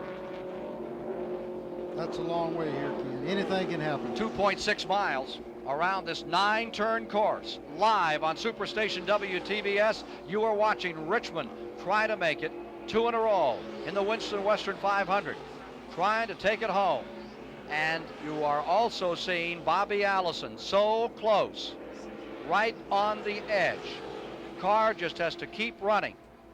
But if it should fail here, Waltrip has a mathematical shot at the national title one more time. 3 times in a row for him. The only other man to do it 3 times successively is Cale Yarborough alongside.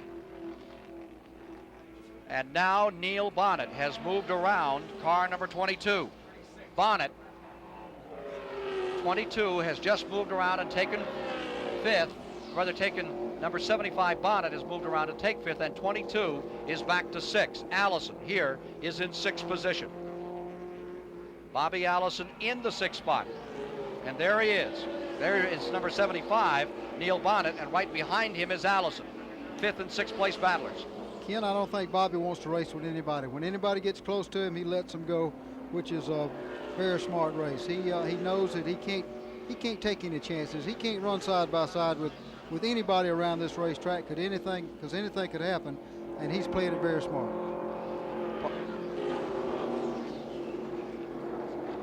There's the 27 car up in front. Car number 27 into turn 8 another time. Still in front. Richmond still second. Darrell Waltrip and Allison very much willing to let those leaders go away. Down the back straightaway another time. Waltrip trying to close. There's the 3rd place car, Benny Parsons. There is a new feature coming out for helmets next year, and Dick Berggren with Benny Parsons took a look at it. Helmet that a significant number of the competitors will be using in today's Grand National race. It's an excellent crash helmet, but the design, in terms of its being able to cool a driver off at least, is about 30 years old. Cockpit temperatures on a hot day in a Grand National race will often reach as much as 140 degrees. Mighty hot on the head. Well, Bell Helmets has come up with something new, and this is what it is. In the back of the car, they'll mount this unit which contains some heat exchanger chips. And those chips will provide cool air through this tubing into the helmet itself. There's special ventilating foam inside that even will soak up perspiration from the driver, thus cooling him off considerably as the race runs on. We've got Benny Parsons here who's going to try one of these on for us.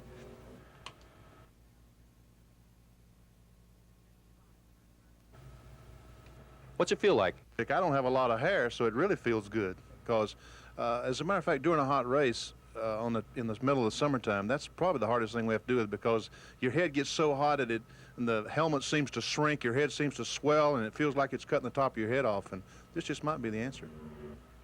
Well, Benny Parsons has power steering in his car, and now apparently he's going to have air conditioning too. Maybe they'll add another 5 or possibly 10 years to his driving career. A look at something new in the world of motorsports. Prototype there. Well, here's a prototype right up front. Not too many others like this one. Number 27, Tim Richmond, is leading. Laps running down. Latest lap count shows that there are 13 laps to go to decide the Winston Western 500 and the national driving title for 1983. Back to the line, and he now has Richmond a 12-car length advantage over 2nd place, Darrell Waltrip. And then it is about 2.5 seconds back to 3rd place as Benny Parsons has fallen back just a little. And there you see the 4th place car moving up. That's number 9, Bill Elliott. Elliott snarling along up through. And as they told you earlier, we have 22 Allison in the pits. Bobby Allison has come into the pits with car 22. They're checking it over. They're rolling him back out. They topped the tank. Why 4, Cale? They didn't do anything else. I didn't see them change tires or anything. I don't know what happened. We'll try to get a report as to what that unscheduled stop was on number 22, Allison, as we wind down to the finish of this. Still 5th is Bonnet, 6th is Earnhardt, 7th Labonte, 8th McGriff. Allison back to 9th. He's cutting it close because Waltrip is running Tim Richmond down now. He's gaining on him a little bit, and you know, if he could win, and just something happened to Allison here. And here comes Allison, or rather Waltrip, moving back on this number 27. 27 is your leader, and right behind him comes the number 11 car. And let's go to Dave Despain to see if we can get a word here. David? couple of points to make, Ken. The Allison pits report that was just insurance. They think they have a continuing fuel problem. They're not sure what it is. They stopped, put some more fuel in the car just to be sure that they could go the distance and wouldn't get caught out on the racetrack out of fuel. They think they're in good shape. They think they'll go the whole distance. With 108 laps now going up on the board, there is enough time in this race at his present pace for Bill Elliott in car number 9 to catch the leaders. Let's go now to Jim Roller for a further report. Gary Nelson conferring with some of the crew. Bobby Allison was just in a moment ago. Just a precautionary topping off. No, our problems aren't over yet. We're losing fuel pressure. It looks like after about 12 or so laps, it starts losing pressure, and we're worried if it runs out up in the turn 6 or up in the S's area, it'd be stopped and have to get pushed in. So it's gonna be close, but we're gonna make it. All right, Gary Nelson feels that Bobby Allison can make it all the way now. They're closing in even closer. It ain't over till it's over, Ken. And fuel pressure problems, those are the things that are lethal to a race car. They can leave you sitting out there and watching the parade go by. Well, especially a place like this, you could have problems coming by the start-finish line here, and no way in the world ever make it back. No way. On a big bank track, you can coast all the way around and back to the pits. If you have trouble here, it's all over. Allison holding on. He's back in 9th. Can he stay there and win the championship? We'll know in a moment. In the Winston Western 500, as we are down toward the finish, number 27 has drawn away just a bit. Here he is, Tim Richmond from Darrell Waltrip. He now leads by about 15 car lengths. The problems for Bobby Allison continue. Fuel pressure pickup bothering him. It could leave him stranded and a hitchhiker here for the national championship just at the last moments of the race. Richmond still thundering through and getting through lap traffic. And now closing up on him in turn 6 comes Darrell Waltrip. And there's 10 laps to go, Ken, and a little bit of rain falling. There is indeed. Rain again spattering down here at the start-finish line area. We could have a flag before it's over. They're trying to get it in. Rain has been building up for the 3rd time today. Rained heavily this morning. Came down a gusher. There is the leader, Tim Richmond. Right behind him comes Waltrip, the man involved in the duel for the championship with Bobby Allison. They are coming back to turn 9. Here they are, from 175 miles per hour to hard braking. Junior Johnson still standing by, still looking on. He only has one instruction for his drivers, as I recall, Cale, and that was go to the front. Absolutely. That's where Junior likes his cars to run. Win, lose, or draw. He wants them out front. Watching his car come by the start-finish line in 2nd place, and here goes Waltrip up into turn number 1, trying to close on the leader, Tim Richmond. Situation remaining: Parsons 3rd, Elliott 4th, Bonnet 5th, Earnhardt 6th, Labonte 7th, McGriff 8th, and Allison, with a fuel pressure pickup problem, remains in 9th position. They took on fuel for insurance. Whoa, a little trouble as he tried to go around Jimmy Means. Well, he was cross-armed on that one, Cale. Yes, he was. Darrell's going to give him a run for his money, though, because Tim had a pretty good lead on Darrell a while ago, and now Darrell's moved up right on his bumper, and he's going to be hard to beat. The weather is of such a nature now that they have had to bring down the helicopter that gets us our pictures from that car number 27. They have brought it down. Tremendous buildup behind us, and they expect some serious problems. Ronnie Thomas is number 41, which has been in and out of the garage area on occasion today, being lapped. Here comes Waltrip. Waltrip closing up, going back for the lead another time. He is not giving up out here, Darrell. 27 stays in front, 11 in 2nd. They close it up in turn 9. Here comes Waltrip, inching his way along through 9. What a battle between these two. Richmond in front, Waltrip in 2nd. Laps are running away. We're down to about 8 to go as they cross the stripe that time. Here's Waltrip looking at 1st place. Richmond blocks his view. Over in the dirt, a little agricultural racing here by Tim Richmond up in front. Waltrip coming back. Last moments of the last race in the $10 million series for 1983. Coming to you live on Superstation WTBS. Ohio's Richmond, and Darrell Waltrip of Franklin, Tennessee, locked in a war for first place at Riverside, California. Don't count Benny Parsons out either, Ken. He's coming. If these two get together, Benny Parsons is home. Absolutely. Benny is really running them down. He's coming on strong. Bobby Allison in that 9th position. He's won the championship if he can stay there. Gary Nelson looking a little perplexed as he smiled and said, well, we have a little problem here, but we think we can get through it. Well, he knows that all he has to do is finish where he is now, so I think they played it smart. When Bobby saw that fuel pressure fluctuating a little bit, he came straight in, got fuel, and now here goes Waltrip in the lead. Darrell Waltrip down the inside, and caution is coming out there, wheel to wheel. They're racing back to the line. This could decide it. There is rain on the track. Waltrip was told to go for it. Here comes 27 back. They're racing out of the corner. They're sideways. Waltrip is sideways. Benny Parsons is going to win the race. Parsons is coming down. Number 55, Benny Parsons, is across the line to win it. If it stops here, they've just gone under caution. Waltrip and Richmond have taken each other out coming out of turn number 9. It's raining hard. I don't think they're going to get another lap in.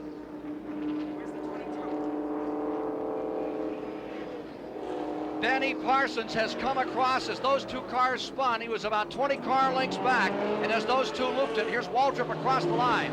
They're still running. We want to take a look at that one again. Car number 22, Allison. Here is 55, Parsons, waving as he comes by. You can see the rain on the camera. Let's look at it again, Cale. Here they came out of 9. Now 11 had just taken it. Richmond wants it back. Yeah, Richmond got underneath Darrell, and it was raining hard down there, so I don't think either one of them had that much control. They just got into each other and both spun out, and that's the mud I was telling you about earlier in the show. Well, there they are. They have both refired. Both 11 and 27 have come back on the track. Now checking the lap situation, we're down to 7 laps to go. The sprinkles are more than that. It's a pretty serious shower, and as they came out of the turn, you see Raymond Beadle there and the crew from the old Milwaukee team standing on pit road. What a dramatic turnaround this race has been, and Parsons, just as Cale called it, is right back there again. If the front two should come together, hello. And Parsons is looking at victory lane right now with a smile on his face. It is Neil Bonnet in 4th, Earnhardt's in 5th, Bobby Allison holding on. Let's see if they're going to run them down under caution to finish it. Well, talk about a race of strange circumstances. We've had it here today, Mr. Yarborough. Well, it's been a real strange race all day. A lot of tire problems, a lot of punctured tires on the racetrack, and you know, it's I would hate to see it end like this under rain condition, but the championship is at stake, and I'm sure that Benny would like to see it end right now, but Bobby, I'm sure wouldn't mind seeing it, but I believe you can almost put out the fire and call the dogs. I believe this hunt's about over. Second is Bill Elliott. Second now is Bill Elliott in the race, and I think we have another angle to watch that from, and you're absolutely right, Cale. That weather, the rain up there, you can see 27 just sliding out. And both of them look like figure skaters as they slide through turn number 9. Little pirouette here by these 3,700-pound monsters. And you can see Benny Parsons flashing by, and he came to the line with the number 55, and he now, under caution, is in the lead, and we may finish the race in that condition. In second spot is Bill Elliott. That'll be his 9th, second place in the last couple of years. He has a brand new sponsor. The Coors Brewery is going to take over for that car, and we understand they really have big plans for him. And he will still go into 84 looking for his first win if it ends the way it sits now. Richmond is in 3rd. Bonnet is in 4th. 5th is Earnhardt. It took Waltrip a little time to start. He's in 6th. Labonte is in 7th. Do you think it's time to get the boxing gloves out, Cale? Well, I don't know. It may be. There is Bobby Allison, and it looks like he's the champ. You don't want to call him till you see a checkered flag, but Allison must be happier at this point in the year in a race than he's been in 20 years. Well, I'm sure he is. This will be the biggest day of Bobby Allison's life. He's tried for so long to win this Winston Cup championship, and now he's done it. And you know, even if it started back now, Ken, Bobby Allison still has the championship won. There's no way hardly he could lose it now. Bobby Allison of Hueytown, Alabama. Declared the 1983 Winston Cup champion. The pace car has the field in tow. There's not much of a chance they can get this race back under green. There he goes, the Dygard Racing Team, for which he races. The Gardner brothers have to be ecstatic about the performance at 113 laps of the race. Uh-oh, trouble in Buddy Arrington's car. He's dropped a wheel on car number 67, the Chrysler car. That looks to me like Buddy Arrington's. It is Buddy Arrington's car. Left front tire all torn up on the car. What a bad break for Arrington. Likable guy from Martinsville, Virginia. They say they're going back racing, that they're going to take a lap and go back. One lap and they're going to race to the green. Next time out of turn number 6, and then they will race to the checkers, which are now 5 laps away. Well, it's still not over, Ken. There's no telling. There's your leader, Benny Parsons, 5 to go. And Bill Elliott was gaining on the whole pack before the caution came out, and he just may pick up his first win. I'm surprised that they're getting it back underway, but it's a delight to see it come down this way. They had rain on the track. They're going to go back one more time to green. There's Elliott in second. He may win that first race. It may happen yet. You'll see it live on WTBS if Elliott in number 9 wins for the first time. Pace car bringing the field up through 6. Bobby Allison, who's won some $4,200,000 in his racing career. But there's a lot more that money at stake, as Cale Yarborough will tell you.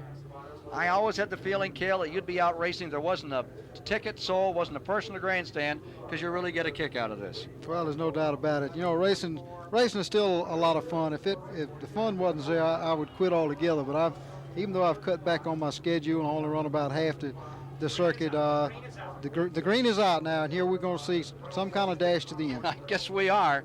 They are back underway. This is it, the final laps of the Winston Western 500 down into turn number 9. Parsons is in front. There's Elliott in second. There you see Tim Richmond in third. Neil Bonnet up to fourth. Battle for the lead as they go down into the turn. On the inside, it's Elliott. On the outside is Parsons. Who's going to give? Parsons going back. Bill Elliott is in front. Can he stay there? Can he win the first race of his career? The Ford is in front. Whoa, a hard smack as Benny Parsons ran into the side of 27. Here they are still fighting as they come out of that turn number 1 area. Parsons back to second. Tim Richmond is in third. Neil Bonnet is in fourth. What a slugfest. What a way to end it. Bill Elliott drawing away now. He is really running a good race now.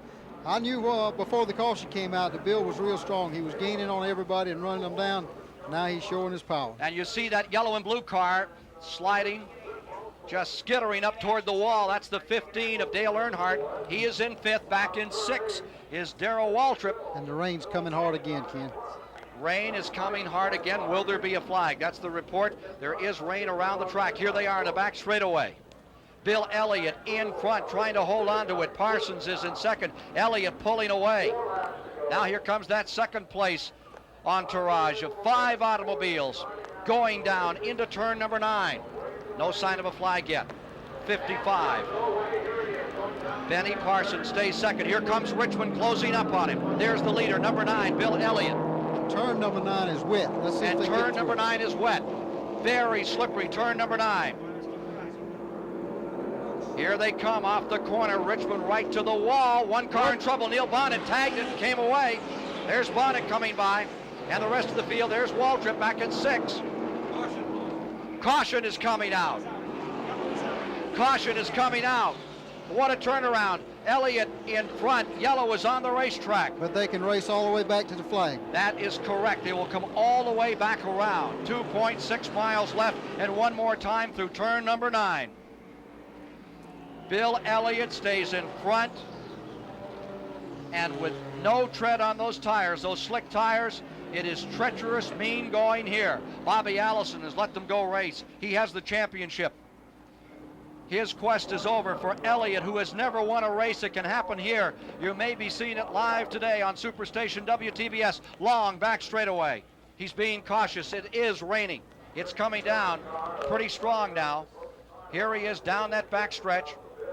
Bill Elliott in number 9. Headed for turn number 9, which is very damp. He'll try to pull it through there. This could be There's worth the second place car. And third, Tim Richmond. And fourth, Neil Bonnet, trying to get it in there. Leaders coming around. He's a half a mile away from $250,000. And $250,000 may lie with car number 9, Bill Elliott. Bill Elliott coming down out of the corner. Here he is, down off the turn. Bill Elliott's number 9, and here's the battle as we watch those cars out back slithering out of the corner. Elliott's won it. Parsons is coming across in second, and at third it will be Neil Bonnet. Fourth is going to be Earnhardt. Fifth will be Richmond at the line as Richmond lost it in turn 9. We were sure there was going to be trouble, and we were watching that turn number 9 area to see if they were going to get through it. They're under caution. This race still has 2 laps to go. Under caution. Bill Elliott in front, waiting on the checkers to decide it. It's all over now, Ken. The rain is really coming down hard. Well, he's going to run out 2 laps, and Elliott has won $250,000. And it looked to us as if those cars back in second place were on a collision course with turn 9 in the final moments. Elliott had it secure and now has pulled off the first win of his career. Bill Elliott of Dawsonville, Georgia, in car number 9, has amazingly put a Ford in first place at Riverside, California. How many times has he ever raced here? Not many, has he?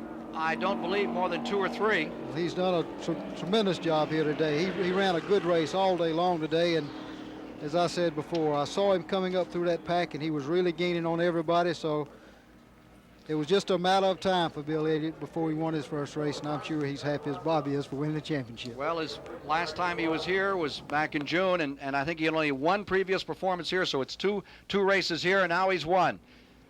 He started 12th, finished in 25th in 82, came back here in June. This is his 3rd time here.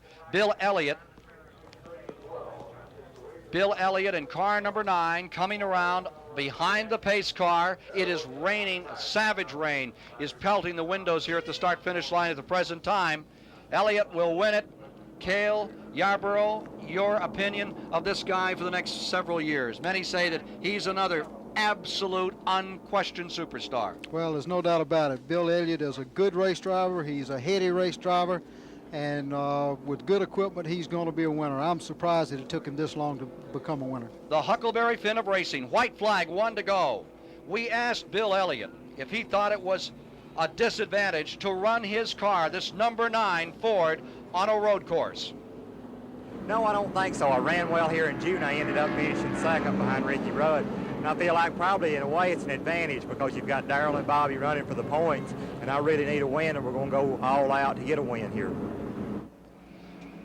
Going all out to get a win here. That's what he did. He ran down the field. Bill Elliott in car number 9 is on the last lap of a trek that has taken him through 3 years trying to win his first race. Close so many times, and now here he comes around for the final moments. As we look at the leaderboard, Bobby Allison is in 9th. When he comes across, the national championship will belong to Allison, and he'll be interviewed under an umbrella by Dave Despain at the STP Pit Center. Well, we're finishing up under the rain the last few miles, and amazingly enough, Ken, there has been 11,871.8 miles run in Winston Cup competition this year. And that last mile for Elliott is heaven. Here he comes, number 9, Bill Elliott. And again, Elliott driving a Ford Thunderbird with new sponsorship next year, the car owned by Harry Melling from up in the Michigan area. They have to be ecstatic. Here's number 9, Elliott. There you see the Melling name on the back. Benny Parsons' car is in 2nd spot. Neil Bonnet is in 3rd. Yellow and checkers are about to be thrown. Dale Earnhardt is in 4th. Tim Richmond is in 5th. Waltrip is in 6th. Labonte 7th. McGriff 8th. Bobby Allison 9th. A dramatic finish to the 1983 season. And there is a very happy crew for Bobby Allison. They have finally done what they have tried to do for Bobby Allison before and come up 1 position short at the end of the year. Not the case this year. There's the number 9, and here is Neil Bonnet up to congratulate him. Neil Bonnet, another one of the truly nice people in this game and one of the hard runners, the hard chargers. But this guy, who looks like he would be far more at home playing croquet, he's a gentle little guy, gets out here and just tears the dickens out of a race car, and today has won. 8 second places, and now car number 9, Bill Elliott, is headed for his first victory. He fought for it. He won it under strange circumstances today. The Bill Elliott crew coming down onto the track. His two brothers. His brother Ernie is standing almost directly across from me now. What a quest this has been for this team. A family effort. They rent one car when they come to the track, and that's it. They keep the whole crew in it. You'll see as many as 8. Gosh, I hope the officers didn't hear about that. Getting back and forth to the track. And usually it's an economy car. There's the crew, and there's the checkered flag coming out for Bill Elliott, who has just won his first race in his Winston Cup Grand National career. Benny Parsons comes home second. Neil Bonnet third. And there's Jim Gardner. You can see him in the dark jacket. He is ecstatic. They've done it. They have won the national championship. What a great moment for that team. Dygard Racing, originally out of Connecticut, now from North Carolina, has won the national championship. So close, so many times. And here is Bill Elliott, the winner of the Winston Western 500 for 1983. Here's the situation. The rain is coming down. We have ourselves an East Texas hog drowner out here at Riverside, California, just pouring down in turn number 9. But the day has never been brighter nor lighter for two people. Bill Elliott in this Ford, car number 9, which has just won the Winston Western 500, or for Bobby Allison, who is victorious with car number 22 for the National Driving Championship. Let's go to Dave Despain right now.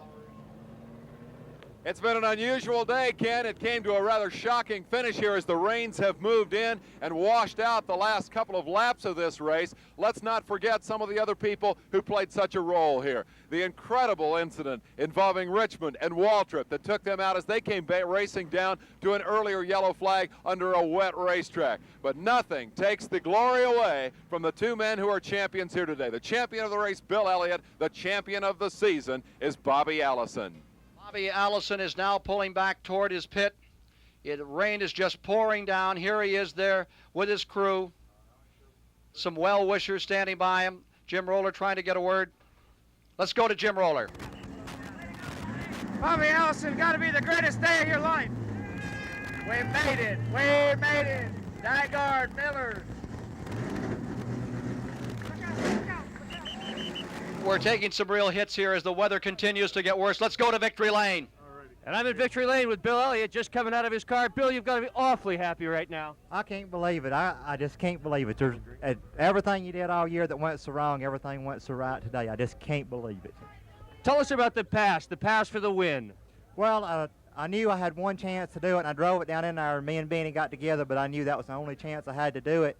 And when Tim Richmond come up on him and they got together, I knew I had a good shot at it, and I got a little distance on them then, and then the rains came, and I was praying for that. Now, the very last lap, they threw the caution just after you passed the flag stand. You had so long to go under the yellow flag. What were your thoughts? What was going through your mind as you were headed back for the flag stand? I just felt like I could make it, and I just kept on digging. You're a pretty happy fella. You better believe it. Is the money more important, or is getting here to Victory Lane more important to you? I think getting to Victory Lane.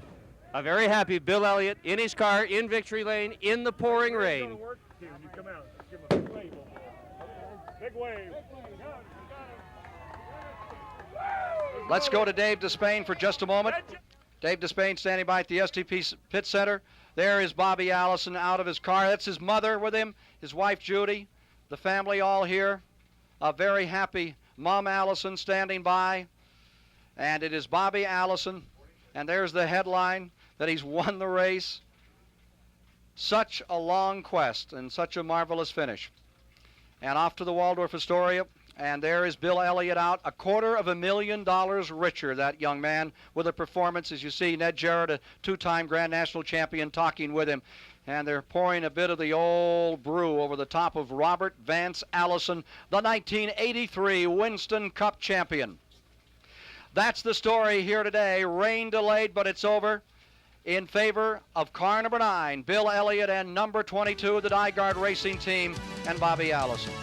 For Cale Yarborough, Jim Roller, Dave Despain, Dr. Dick Berggren, working with us today, Jerry Garrett, the three-time champion Cale Yarborough. Thank you for being here, sir. I'm Ken Squire. As the rain continues to pour down on the happiest man there is today in the United States, Bobby Allison, the national champion.